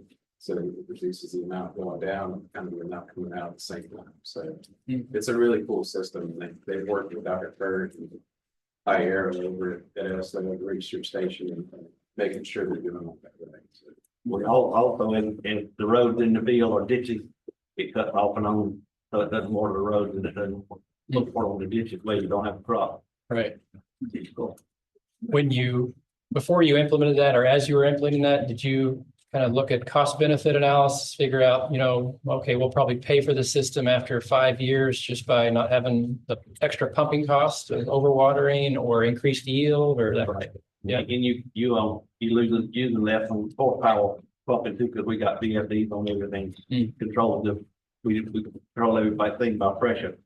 VFD speed to pump up and slow it down to what just the gallon per minute with pumping and pressure. So do you think it's going to pay for itself after a couple of years, after 10 years? Any idea? Oh, hard to say. Hard to say. Yeah, but at least we're doing the right thing. Yeah. You weren't necessarily just doing it for cost, is what you're saying. You're doing it to conserve water, and you think there's going to be a payback. That's right, because before in the heavier soil, we were putting out 6 cents an inch all the way around the fields. Well, the sandier soil were suffering because they weren't getting enough.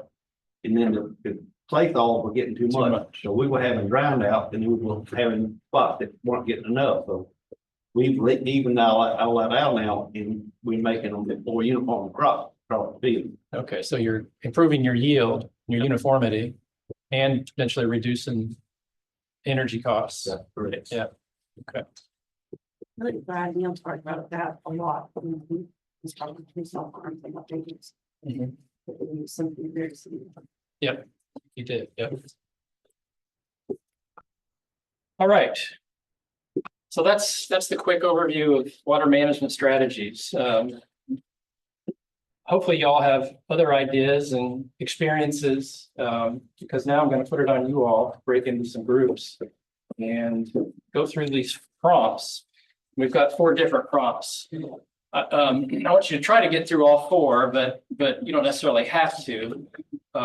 After we reconvene, and we're going to work lunch in too, but after we reconvene, we're going to kind of go through each group, including the online group, and basically just jot down all the feedback that y'all have on each one of these 4 prompts. So I want you to start by thinking about, we already covered a lot of this in our discussion, what strategies are already used in the basins, and kind of organize them by supply side, demand side. And then we've already talked about throughout all of those strategies, so I don't think you need to focus on that as much, but think about what strategies are already in place. Hopefully there's some additional strategies that we haven't even talked about yet, or weren't part of this memo that I sent out that are in place. If so, we want to hear them.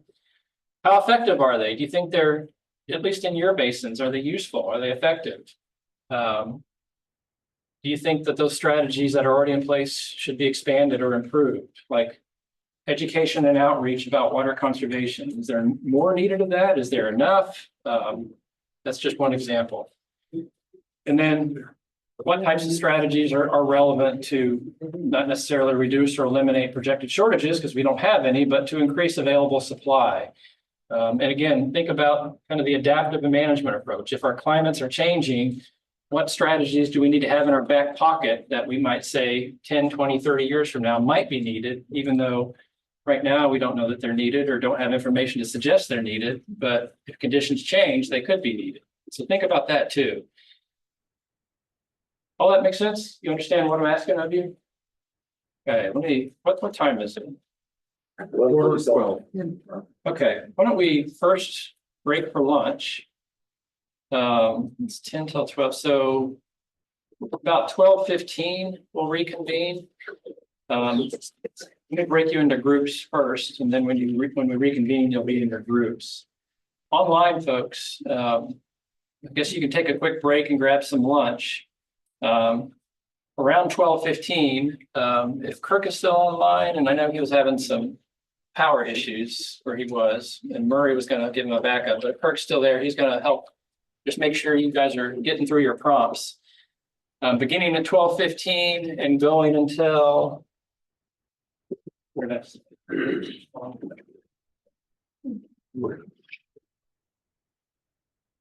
Let's say meet for 45 minutes, 12:15 to 1 o'clock, and then we'll have from 1 to 1:45 to reconvene as a large group and take down notes. So 12:15 to 1 o'clock online group, we'll be trying to address these 4 prompts. And I'll let you go first when we reconvene. So at 1 o'clock, the online group will go first and we'll kind of go through your responses and then the other 3 groups that are in this room. So there's going to be 3 groups of about 4 people. I'm just going to go, well, you want to kind of stay where you, let's see, let me make sure we've got good representation. Utility, what? Yeah, we're pretty mixed up well. So You want a mixture? yeah, I've got a mixture, but I got a pretty good mixture here. You 4 on this side. And then 1, 2, 3, 4. I don't have water utility here. But Dean could move over. And we can do it. Yeah, Courtney, could you go with this group? And Dean, you're in this group. Okay. So online is group 1, you guys are group 2, group 3, Courtney, you're over with this group, group 4. You want me to wait till 12:15 to do the breakout room? Yeah, you could wait till 12:15, well, whenever you want to do it, but online folks, you don't need to start till about 12:15 and you'll have 45 minutes. You may not need all that time, but Tom will get you organized. Any questions? All right. Break for lunch.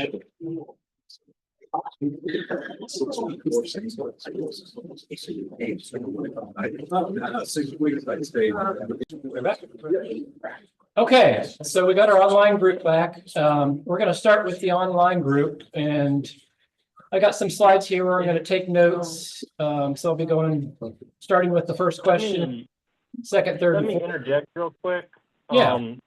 Can you go with us second or third and I'll email you my documentation. That'll give us time to kind of get that set up.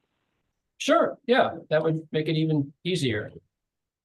All right, we'll come back. I'll send an email shortly. Sounds good. All right. Well, let's start then with your group ready? Sure. Who's your spokesperson? I am. Okay, Chair. For first question, existing strategies in the basins. And just so y'all know, our group had Brad, who's with, did he do that? He said he had to leave. Golf. So we have our discussion centered along golf course use, public water supply, and then economic development. So this will be revenue and groundwater only. So you'll see that reflected in, I guess, what we discussed. Definitely, we're on the supply side. There's reuse, reclaimed effluent for irrigation, conjunctive use, I guess you'd say. Not only, I guess, from like Beaufort Jasper as a supply for the reclaimed water, but also stormwater collection. And with that, pond level management of those stormwater ponds. So when you say stormwater collection, the stormwater being collected, but In the ponds. in the pond, and then that pond is being used for irrigation. Got it. Okay. And in fact, to the point where he doesn't really need the Beaufort Jasper reclaimed water. It doesn't, mind having it as a supply because he can definitely keep his ponds full then. So it's, generally has an abundant supply. You've got resiliency. You've got To the backup. point where he has no well, so he does not have to rely on groundwater pumping. Jump in if I say anything wrong. But definitely conjunctive use. And then on the public supply, of course, system interconnections that don't necessarily, I don't think decrease it just allows you to sort of shift around the demand. The supply to meet demand. And for interconnections, at least in these 2 basins, would you say it's common or not that common or? Not It's that not common. It's something that we're discussions, and I think in the future it will probably have to be more discussions about it. Unfortunately, it comes down to, Cost. well, not necessarily cost, but municipal and county intersections and operations and lines and things like that you got to deal with. But it's happened and it's successful in other areas, so the models need to be looked at for that type of regionalization to happen. Yeah, so in addition to interconnections, be regionalization too. 'Cause even if you're regionalized and not interconnected, you still have the benefit of improved operations. I think that summarizes our supply side strategies. Okay. On the demand side, Brad discussed a lot at the golf course. They use wetting agents, which are chemicals that are applied to allow for better utilization of the water availability. You can help delay the need to irrigate in the summer, and in the winter, it can improve the, I guess, the Everything moving. yeah. So it doesn't Saturate. get oversaturated. He uses moisture sensors to monitor and adjust his irrigation schedule. And not so much at his course, but at, I guess, private courses, or maybe where there's more funds available, irrigation system upgrades with more water efficient types of irrigation equipment. On the public side, automatic metering infrastructure for improved leak monitoring, use of SCADA system monitoring for tank levels, well supply, and then some public education, how effective that is, but definitely just educating our customers on leaks in general, that customers don't tend to have a good sense of what a leak is. They think a leak is water spraying up out of the ground, but you could be losing a lot of water that you don't see, that you don't know about it, not maybe through your toilet, into your house, and the ground. So educating people on leaks. Those are some of the things we talked about. About rate structures, you all have just flat rate structures, increasing, decreasing rate structures. Ours are flat in terms of, usage. The only thing we have is it's the tiered structure during the drought. But other than that, it's not. We do have structures for sizes of piping and that type of thing, obviously, that's. Right. But. Okay. That's what we covered. Okay.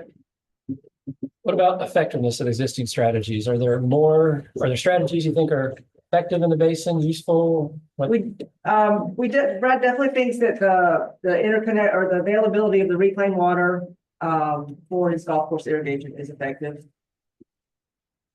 We feel that regionalization has been effective, allow for better management of, water systems, and, more ability to do leak repair, data monitoring, get more accurate data on your water loss. So those are the two I think that we talked about being effective. So technical and financial capacity has improved the regionalization, and I think that's right. Okay. Yeah.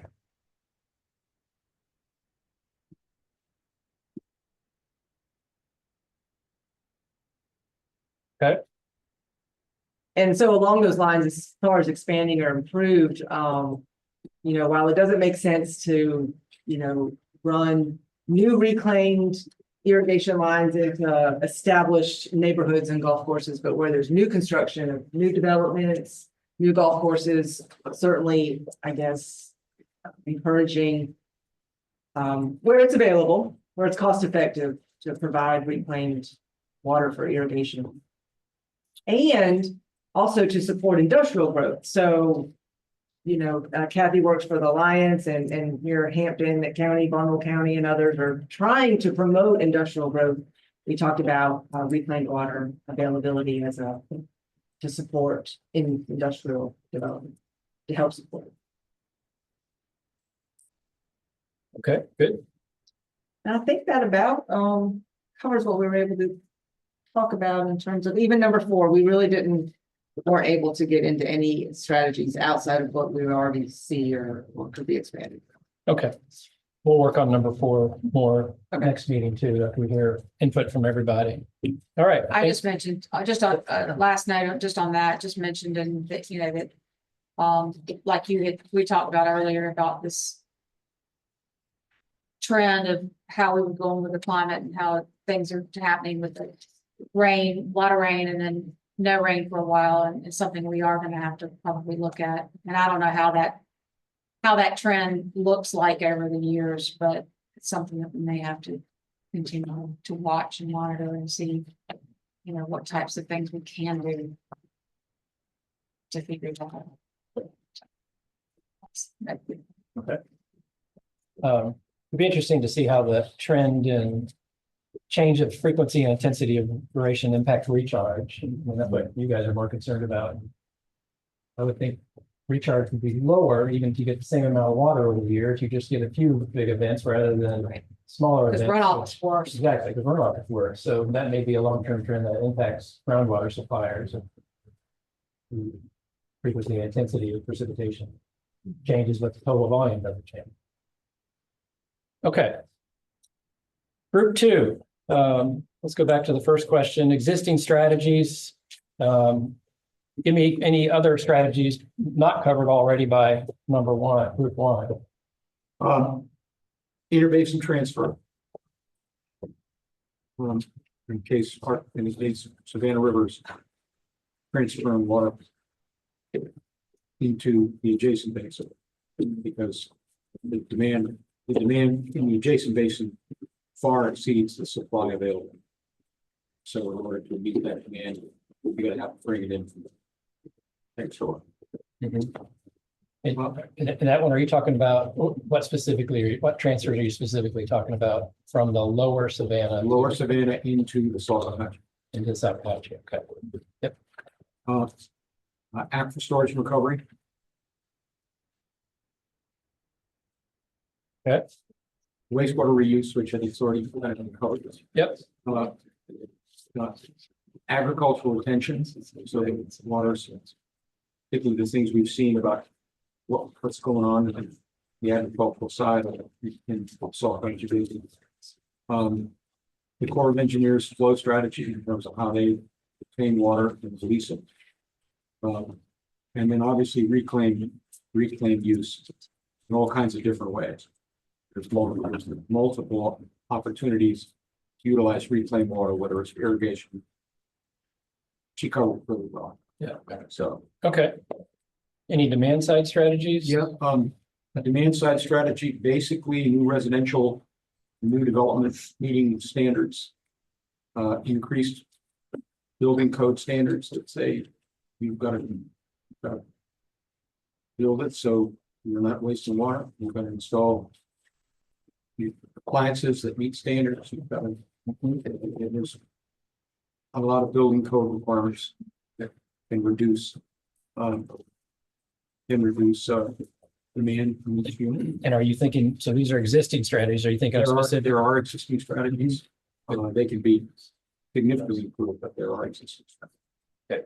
For certain locations in the basin, or? I think for those, certainly for those folks generally served by many of the utilities that get water through Beaufort Transfer. That particularly is fairly specific in terms of what you've got to be able to do over there.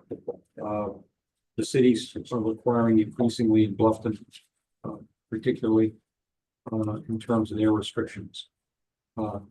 There's also obviously restrictions on in some cases on irrigation, when you can irrigate, how you can irrigate, etc.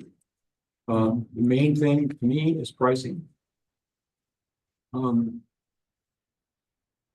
That is at least in areas where you've got large residential development, Beaufort Jasper general area with the wealth of the people that are rolling in there and buying things. If you want to reduce the way they're using water, you've got to price it. But Beaufort Jasper has a pricing strategy that basically provides for a regular small user to have a relatively inexpensive water bill. But as that demand increases chunk by chunk, the cost per unit increases dramatically. So it's an attempt to use the money to cut that demand down, so people have to think about what they're doing. Yeah. Education, she's already talked about that.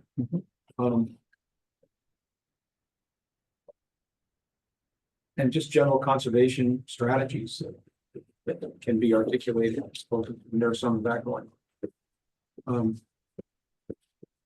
I think the effectiveness of any of these things is a function of location. Some stuff's going to work some places, and it's not going to work other places. There's no wealthy people are. It depends on things on the demand side or supply side. We talked about the restrictions, that the effectiveness of a lot of this stuff is a function of so much of this water is leaking from distribution systems. That to repair those distribution systems is incredibly expensive. Some places can afford it, some places can't. And so it's really a function of location. If the money's available to do that, a lot of it's being done. If it's not available, there's a lot of places that would like to do it, simply cannot afford to get it. And that has a significant long-term impact on demand, on the stress on the supply system. So, Okay. I don't know if it's it's part of the building code thing, meeting the building there, but one thing we didn't get time to go over this, but I know in the Charleston area, there's a lot of frustration, not just with meeting that, but with granting zoning waivers, fee reductions, or changes from existing standards there because the developer asked for it. And I don't know if that's something we want to put in there or whatever, but not only is it not only does things in the future need to meet existing codes and things of that nature, but what they're seeing there is people coming in the morning, waivers and changes and reductions, modifications to existing standards. And that's got a lot of people upset in the Charleston area. Are there specific examples that impact water and, Ravenel. I mean, I don't have the specifics on that, but that was the main, that was the latest one. And a lot of that stuff in West National. And, but anyway, that may not be something we'll do. I don't think that's something we'll put in the plan, but it is a factor that is discussed virtually every time something comes up in that area. Okay. Okay. Dean, what about this question? Existing strategies, is there opportunity for expansion of any of the ones you've identified? I think they're all of them can be expanded. I think, to me, so much of this is a function of the local governments making this type of thing a priority. And that means there's regulations, it means enforcement of those regulations. It means resisting, as he suggested, that people want to change that because they want to build something and it's going to cost them too much to do it the right way. So it's to me, the main solution to all these problems, particularly the problems with a lot of the places that cannot afford to fix their distribution systems, is going to have to be the provision of resources through the state to enable people to have the money, utility X and utility Y, have the dollars to fix the leaks in these systems. Upgrade some of the systems have been in the ground for 50, 60, 70 years. And one of our guys said it, and mostly they were originally paid for with federal dollars back in the 60s and 70s, and they haven't been fixed up since. So it's very expensive, and we're going to have to figure out a way to pay for those things. But we want to improve the efficiency in these rural systems. You're going to have financial support from somebody to get in there and get the systems repaired. She said, amen. Put me on that one. Well, I mean, don't you agree that that's the truth? I mean, It's very true. Our water lines date back to 1921. That's the oldest one I found based on CSX under the rail. I have a 1921 era water line under a railroad. It's never been touched. We found a wooden water line on one of our main roads. We need to give them a medal for retired. We had a wooden water line. And this was built by an individual. Well, it was built, I mean, it was built in the late early 1900s, and it was, you know, it's been abandoned. It wasn't working now, but obviously. But they did find it. They did find it. Okay, any more on existing strategies expansion? No, sir. What about the last one? Which strategies do you think are most relevant to these basins and we should further evaluate them? Or did you get to that? Again, I think that on the, nothing I've seen that we've talked about on the ag side, these guys are way out in front of everything. So I'm not concerned about the ag side. But again, the municipal side, I think they're finding ways to improve, fix the systems, encouraging reuse, particularly of fluent for various functions that are currently demands that are currently being met. But you know, there's every one of these things is doable. It's been done somewhere. It's being done in other places. It's just a question of slowly but surely helping particularly smaller utilities get to the point where they can afford to do it, and where the entities understand why it's needed. It's our, how much of that is a function of the state? It's not. In South Carolina, basically, the counties are not in the utility business. So it's the cities and the towns. Anyway. Okay. Anything else anybody wants to add tonight? I mean, most of what we were discussing was just identifying the issues and then fixing them. Because I think one thing that wasn't covered was you said we have a lot of solutions, but we haven't defined the problem. And I think we know the problem is, we talked about, go and measure how much you're losing. Yeah. You can't measure it. How do you fix it? So you gotta find a way to measure it first. Yeah. So let's remember that when we develop technical recommendations, because we may want to say, hey, so technical recommendations are doing more precise water audits to define what you're losing if you are, and doing it, 3 years running or something.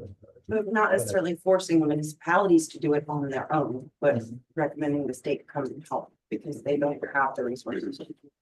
Yeah, I don't know this for sure. I think the state, well, at least Rural Water Association probably, and maybe DES provides technical support for doing water audits. I think they Joe. can. Rural Water You does. basically just give them. Rural Water help with water audits. I think rural water does. Yeah. I think Jill. They'll help you with just about anything. Yeah. Yeah, Jill does in her through her program. Right. Okay. Okay. I don't have my email open, so did Alex email his stuff yet? Alex, you still on? No, we'll come. Yeah, did y'all get it? I emailed it, get it? I haven't, I'll open up my email and see. Yeah, it's the. Okay. Let's go to you.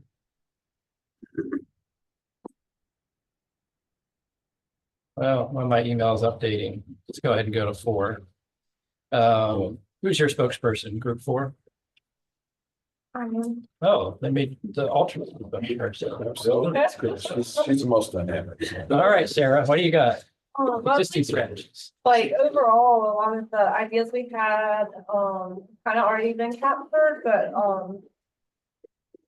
for supply side strategies, we also had, like satellite leak detection and like land management, like you mentioned, improve water quality in particular. We get to talk. Okay. Anything else on the supply side? No, not that wasn't already on there. Yeah, okay, what about demand side?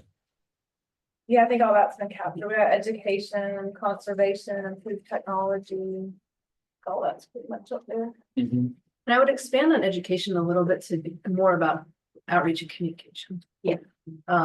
It's like, you know, if you don't know you're in drought pricing, it's like 2 billing cycles or a billing cycle later, it's hard to adjust. So a more sort of faster way to know. Like, yeah, For we're talking about consumers. like that Consumers. SMS Like an alert, so SMS. maybe you could sign up for that to get notified if you're in that situation. That's pertinent information to you. Does Hilton Head do that? No, we don't, but we thought it would be a useful tool so people know sooner if they want to know. Okay. Put it on the next one then. So it's not an existing strategy. Oh, okay. That's okay. Yeah, okay. What about effectiveness of existing strategies? I mean, we've heard. Yeah, we just thought one of the issues, like we believe they could all be effective if executed properly, but in a lot of cases, particularly perhaps in smaller utilities or towns, or even in the home, for homeowners or whatever, there may be no ownership of the problem, like she's saying like a lot of times you might have like a water leak and the city says for you to call a plumber, the plumber says for you to call the city, it's just a back and forth, and then nothing's done about the problem, like the leak persists. So, you know, whose responsibility is it to help fix some of these problems? And that's just one example. I'll add to that. I mean, part of the problem with outreach to consumers and drought awareness is people, the average consumer. I mean, we're water people in here for whatever reason, but the average, if you look at their issues, water is not even on the radar. The roads suck. The state needs to put more money in the roads, right? I mean, if I look at electric versus water, Palmetto sends me stuff all the time on rebates. I mean, my electric bill's up here, my water bill's down here. Most people don't even notice it. So it's going to be, you know, I think we need to say it's going to be really difficult to get people to understand that we might have a drought program and honor it. Because even when you escalate all the rates, it still doesn't equal your electric bill. You know, in the summertime, when you're running your air conditioner down to 70, when it should be at 76. People will do that just to save. So I think there's a, you know, I don't know how you change the mindset, but I think it's going to be extremely difficult in South Carolina to get people, unless you're in Hilton Head or someplace where there is no water. So, you know, we're going to shut it off to get them to buy into conservation, unless it's done by regulation, like new buildings have to have low flow shower heads, all that kind of stuff. Then it will be done by regulation, not by people though choosing. Yeah. Along those same lines, like also in South Carolina, is there an incentive if there's an infinite supply of water? So what is the incentive for the consumer or utilities sometimes to conserve and find leaks or whatever it may be when we have an abundant supply of water in the state? Well, I think leak detection, I think wasting water by utilities, it's just, is the money going to go there from the state versus the other pending issues, roads, you know, whatever. Okay. No, I mean, that's because there's so many competing departments in the state besides water. You guys probably have to fight for every dollar you get, right? Compared to other places. Okay. What about expanding existing strategies?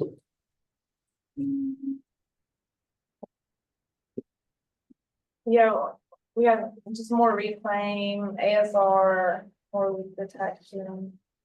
Maybe injecting more water into aquifers to prevent saltwater. Yeah, Pete's mentioned that before. Yeah, particularly maybe even the reclaimed water in some areas. Yeah, I think there's things utilities would do if there was regulatory relief, which which they would do on their own money.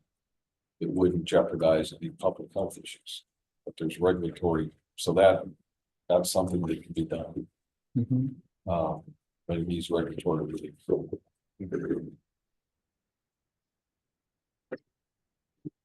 Okay, and then did you talk about any strategies that you think are especially relevant to the two basins?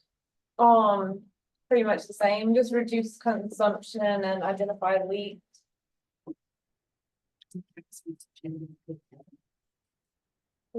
Text messaging. I mean, state funding for smaller agencies for sure, brings, yeah.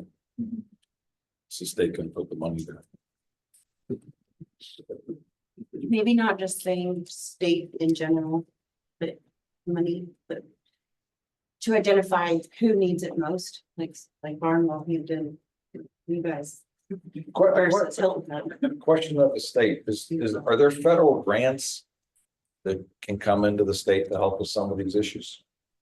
Because I know when I was on the California Water Commission, we would go back and lobby Congress to get federal money to come in to solve our water issues. So does that happen in South Carolina? Yes. There's actually the SCIP grants that came through from the federal government to all the states over the last year. Those are federal grants, and RIA, Rural Infrastructure Authority, has provided, is the state authority that's regulating those grants. And a lot of us received those grants for our infrastructure, for water and sewer infrastructure. So I know Hampton y'all received a grant. We've received a couple of grants. So there are grants that have been received. Biggest problem is that a lot of those are under time constraints, which hopefully will get expanded and extended a little bit. But also it's just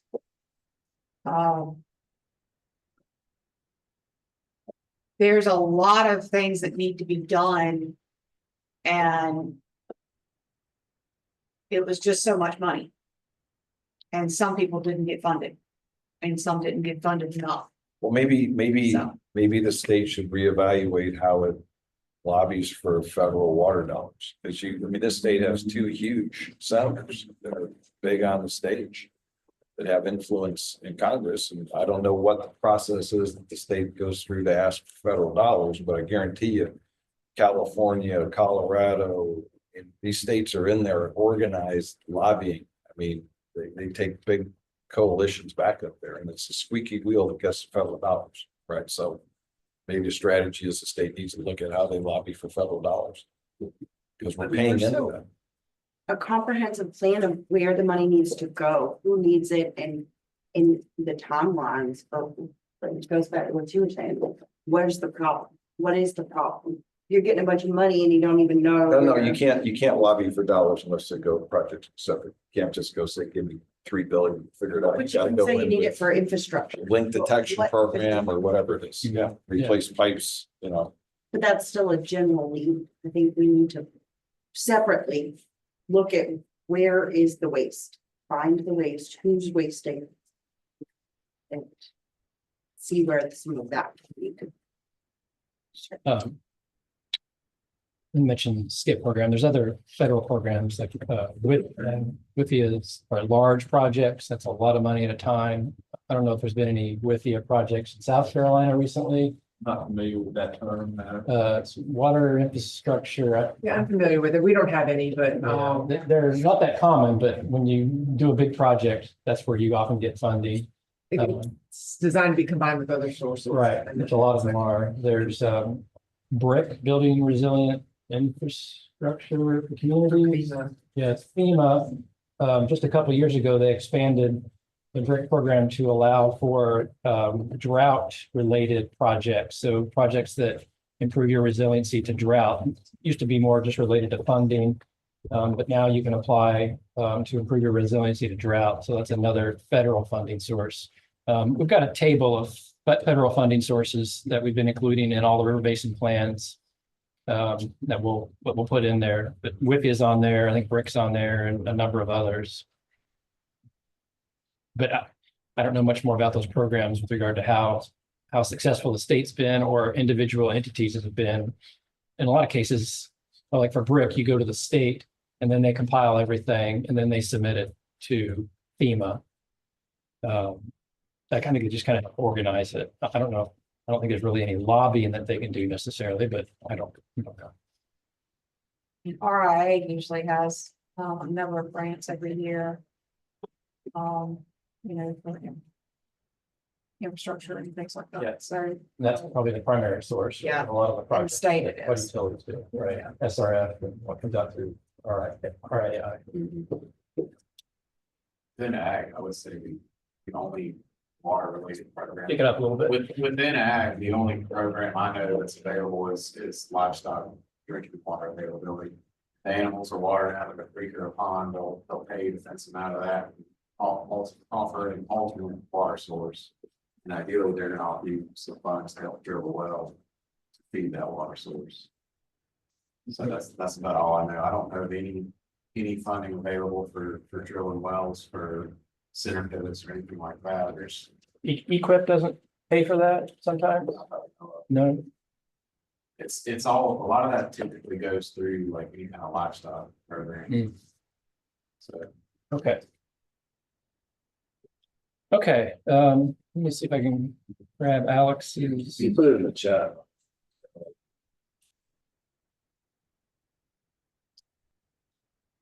Okay, wow, you guys got a whole memo. You are on top of things. Overachievers. Yeah, who wants to speak to this from the overachieving group? Alex or Kirk, or did y'all identify a RBC member that's your spokesperson? I agreed to speak to it. All right, go ahead, Brandon. Is that Brandon? Brian. Sorry, Brian. I mean, we just started out generally talking about what everybody's got in place, so I don't want to read our memo to you, but here at Beaver Jasper, you know, AMI meter reading's been really effective at educating customers on their use, helping them identify leaks. Irrigation management is a great strategy. We've not been able to quantify these things because we've been adding about 3,000 customers a year. So if their demand's going down, our customer count's going up, and just haven't taken that deep dive into the per capita stats yet.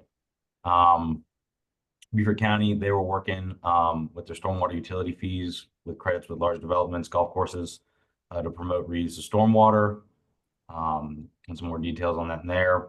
As far as Savannah Riverside goes, they're tracking where their flow is going by installing more flow meters in the different facilities processes where they're using it, and looking for any areas that are higher than normal. We came up with some supply side strategies, which were, you know, more impoundments for different users to have their own source during drought or times of low flow. I think that was one of the comments that was made, was that all the modeling doesn't take into account those impoundments, and we're still at a good situation. So adding those impoundments would only improve the situation farther. And that's a strategy used by quite a few folks for a supply side strategy, Savannah Riverside, ourselves. A lot of the users are a sole source of the Savannah River. There's really not another source available. I think I went to the earlier point about an interbasin transfer even between the two. If we keep going down.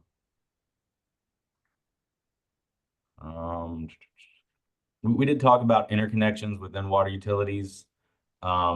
Curious how many were out there. I think certainly the geographics of the basin can make interconnects difficult for utilities that are far apart. Quite a bit of capital there.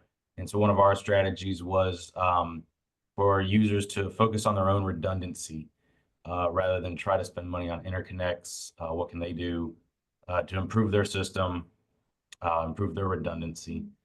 Let's see, what else do we have here? Also looked at drought management. And I think this has been spoken to in the past, that all users should be kind of following a similar approach to drought management, that the triggers within their plans should align, especially in areas where you have multiple utilities in a close proximity. You don't want to see different messaging go out to the community around what residents are supposed to do if they're not you know, they all may live in the same geographic area, but have different utilities. So then if you'll keep going down. I think we just had a section of recommendations, if you keep going. There we go. So just more monitoring within the basin. There's not a lot of data points, and I think that's true for all the basins. Would love to hear from Hope what more monitoring would look like, what would be the most useful for them to help drive decisions with drought. Look at redundancy measures for all users.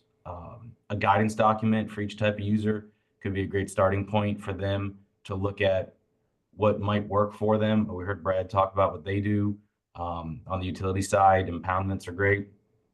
So just getting them thinking, what can they do? Start the process of what it might cost, and then ultimately, you know, funding for redundancy would be great. But everybody's got to have that goal of what they want, the plan of what they need before you go ask for money.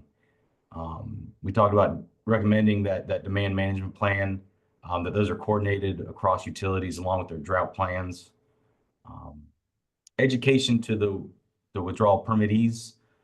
We saw this as a big benefit, and talked about maybe individuals might not, once they understand the full scope of all the people using the water, they might see themselves as insignificant and choose to do whatever they want after that.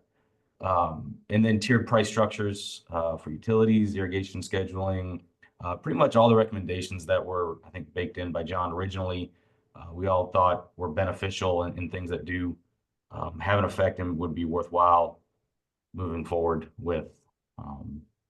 And then again, just general storage capacity along some of the streams and things to maintain that stream flow during droughts. So, and recharging groundwater with stormwater and other sources.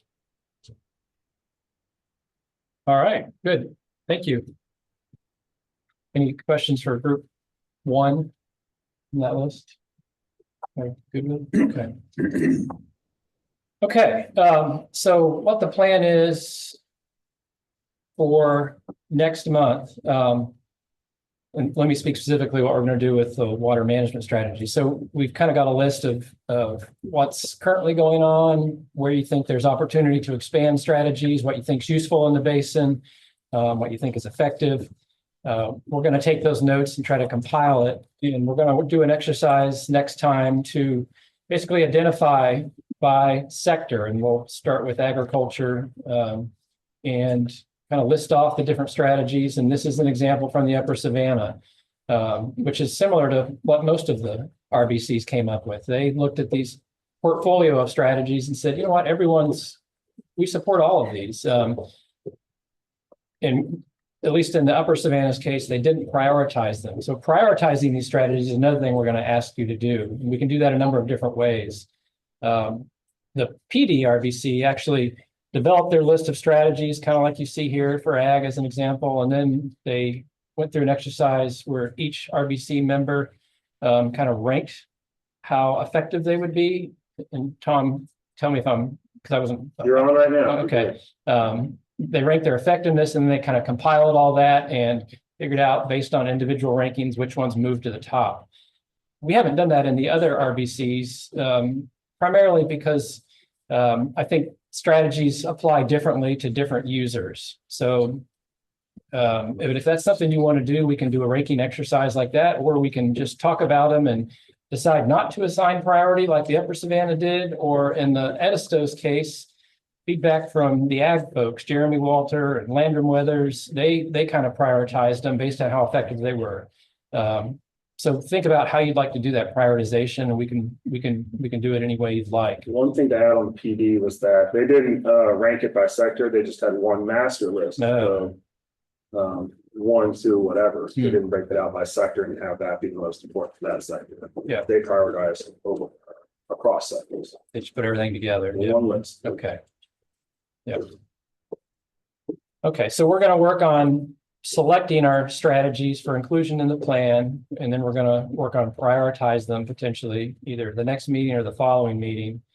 In the Saluda's or Upper Savannah's case, or actually this might have been the Saluda, I think, changes. They said there's certain strategies that just aren't effective, like toilet rebate programs or car wash recycling ordinances. They they didn't even want to mention those because they're such limited effectiveness, they're not worth dealing with. So we'll have that discussion next time too. Which ones, do you not support? We're also going to talk a little bit about adaptive management next time. I've mentioned that, but we'll explain that and we'll talk about uncertainties and other important considerations. So that's just kind of a preview of the continued water management strategy discussion. Before that, though, we're going to hear from Brooke and Alex Pellet about the groundwater demand projections, and then hopefully from Brooke about what do those projections mean with regard to historical and current trends in water levels and groundwater areas of concern, hopefully by aquifer if we can. Right, Brooke? Yes. Yeah, okay. And then if there's time, we're going to start thinking about recommendations, and we'll probably focus first on policy, regulatory, and legislative recommendations.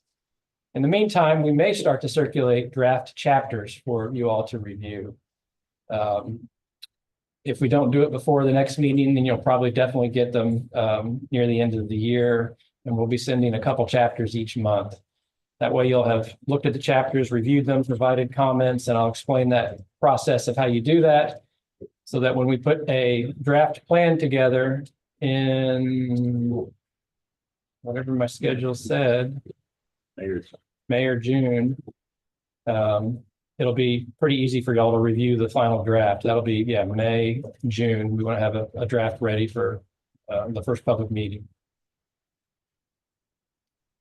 So that's where we're heading next month and into the future. Anything else? Karen? So we agreed to move the meeting, right?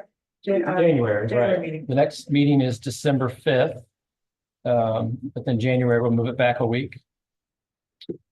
Yeah, anything else? You good? Meeting. Okay. Good participation. Anybody? If there was something we can talk about next time, or have Jeff, I saw a news article this week, Department of Energy put out a request for qualification for companies to build 200 megawatts of clean power on Savannah Riverside for data centers to be located on Savannah Riverside.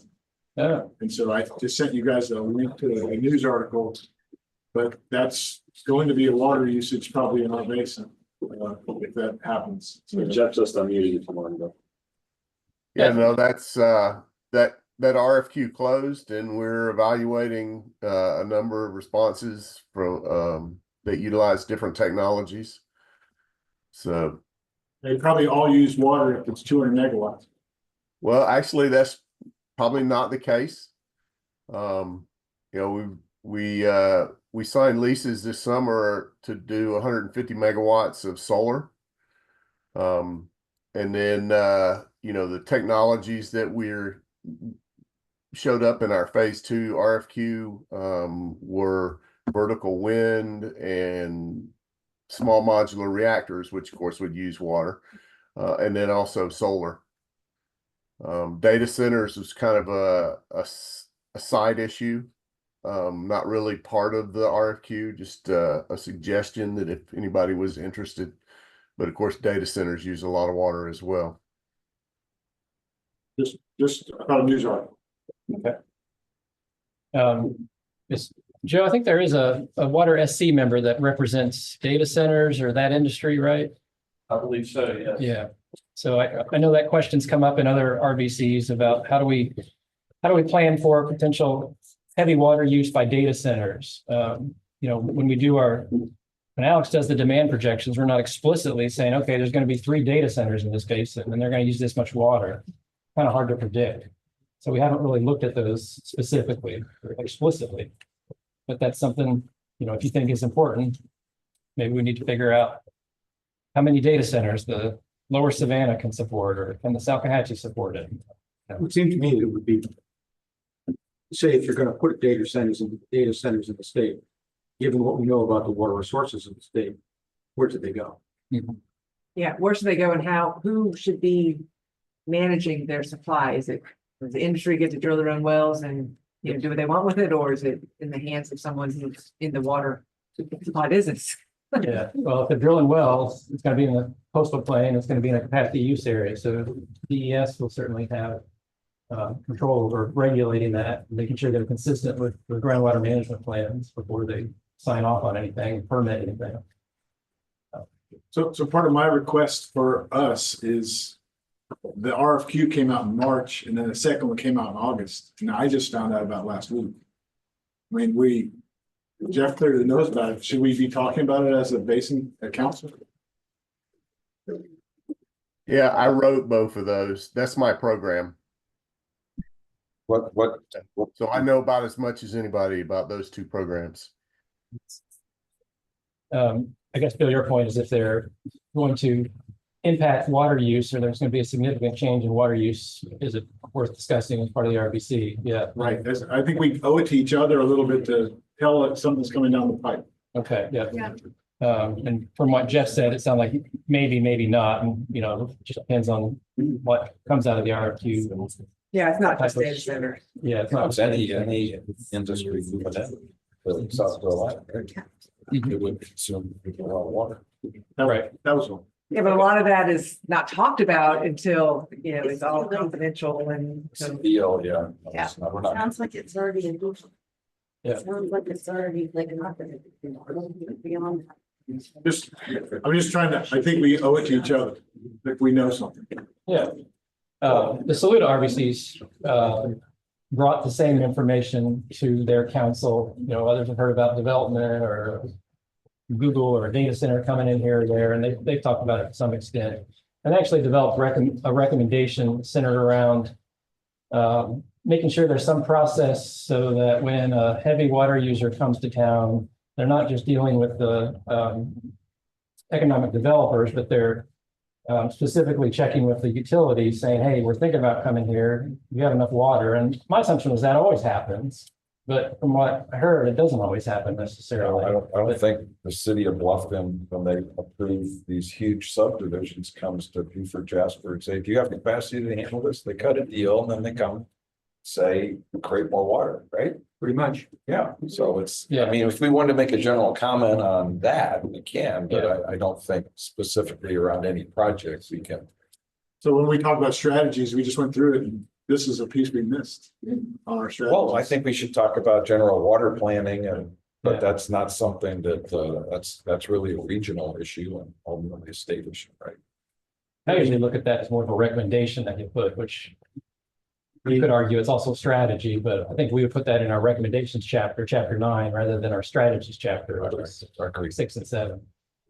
Just don't want to forget about it either way. One there somewhere. But it's certainly also one of the things, given the makeup of the new committee that the governor created.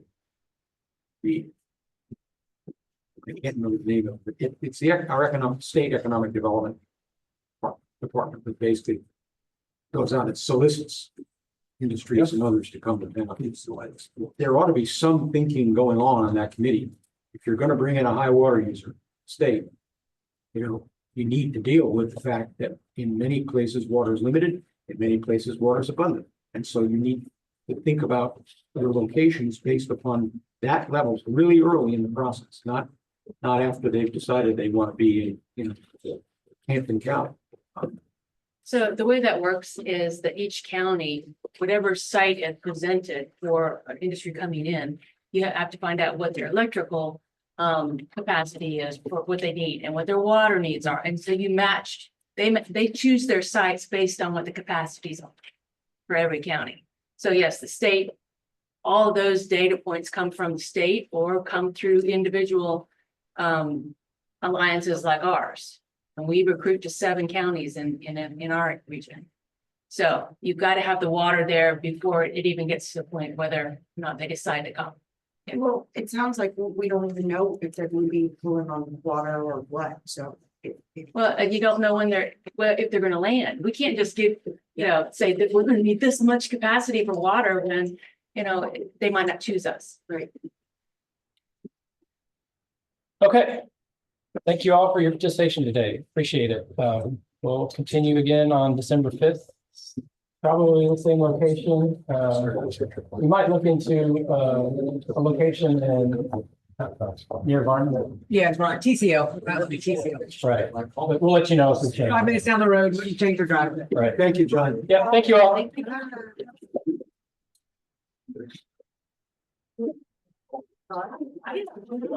Kind of going here.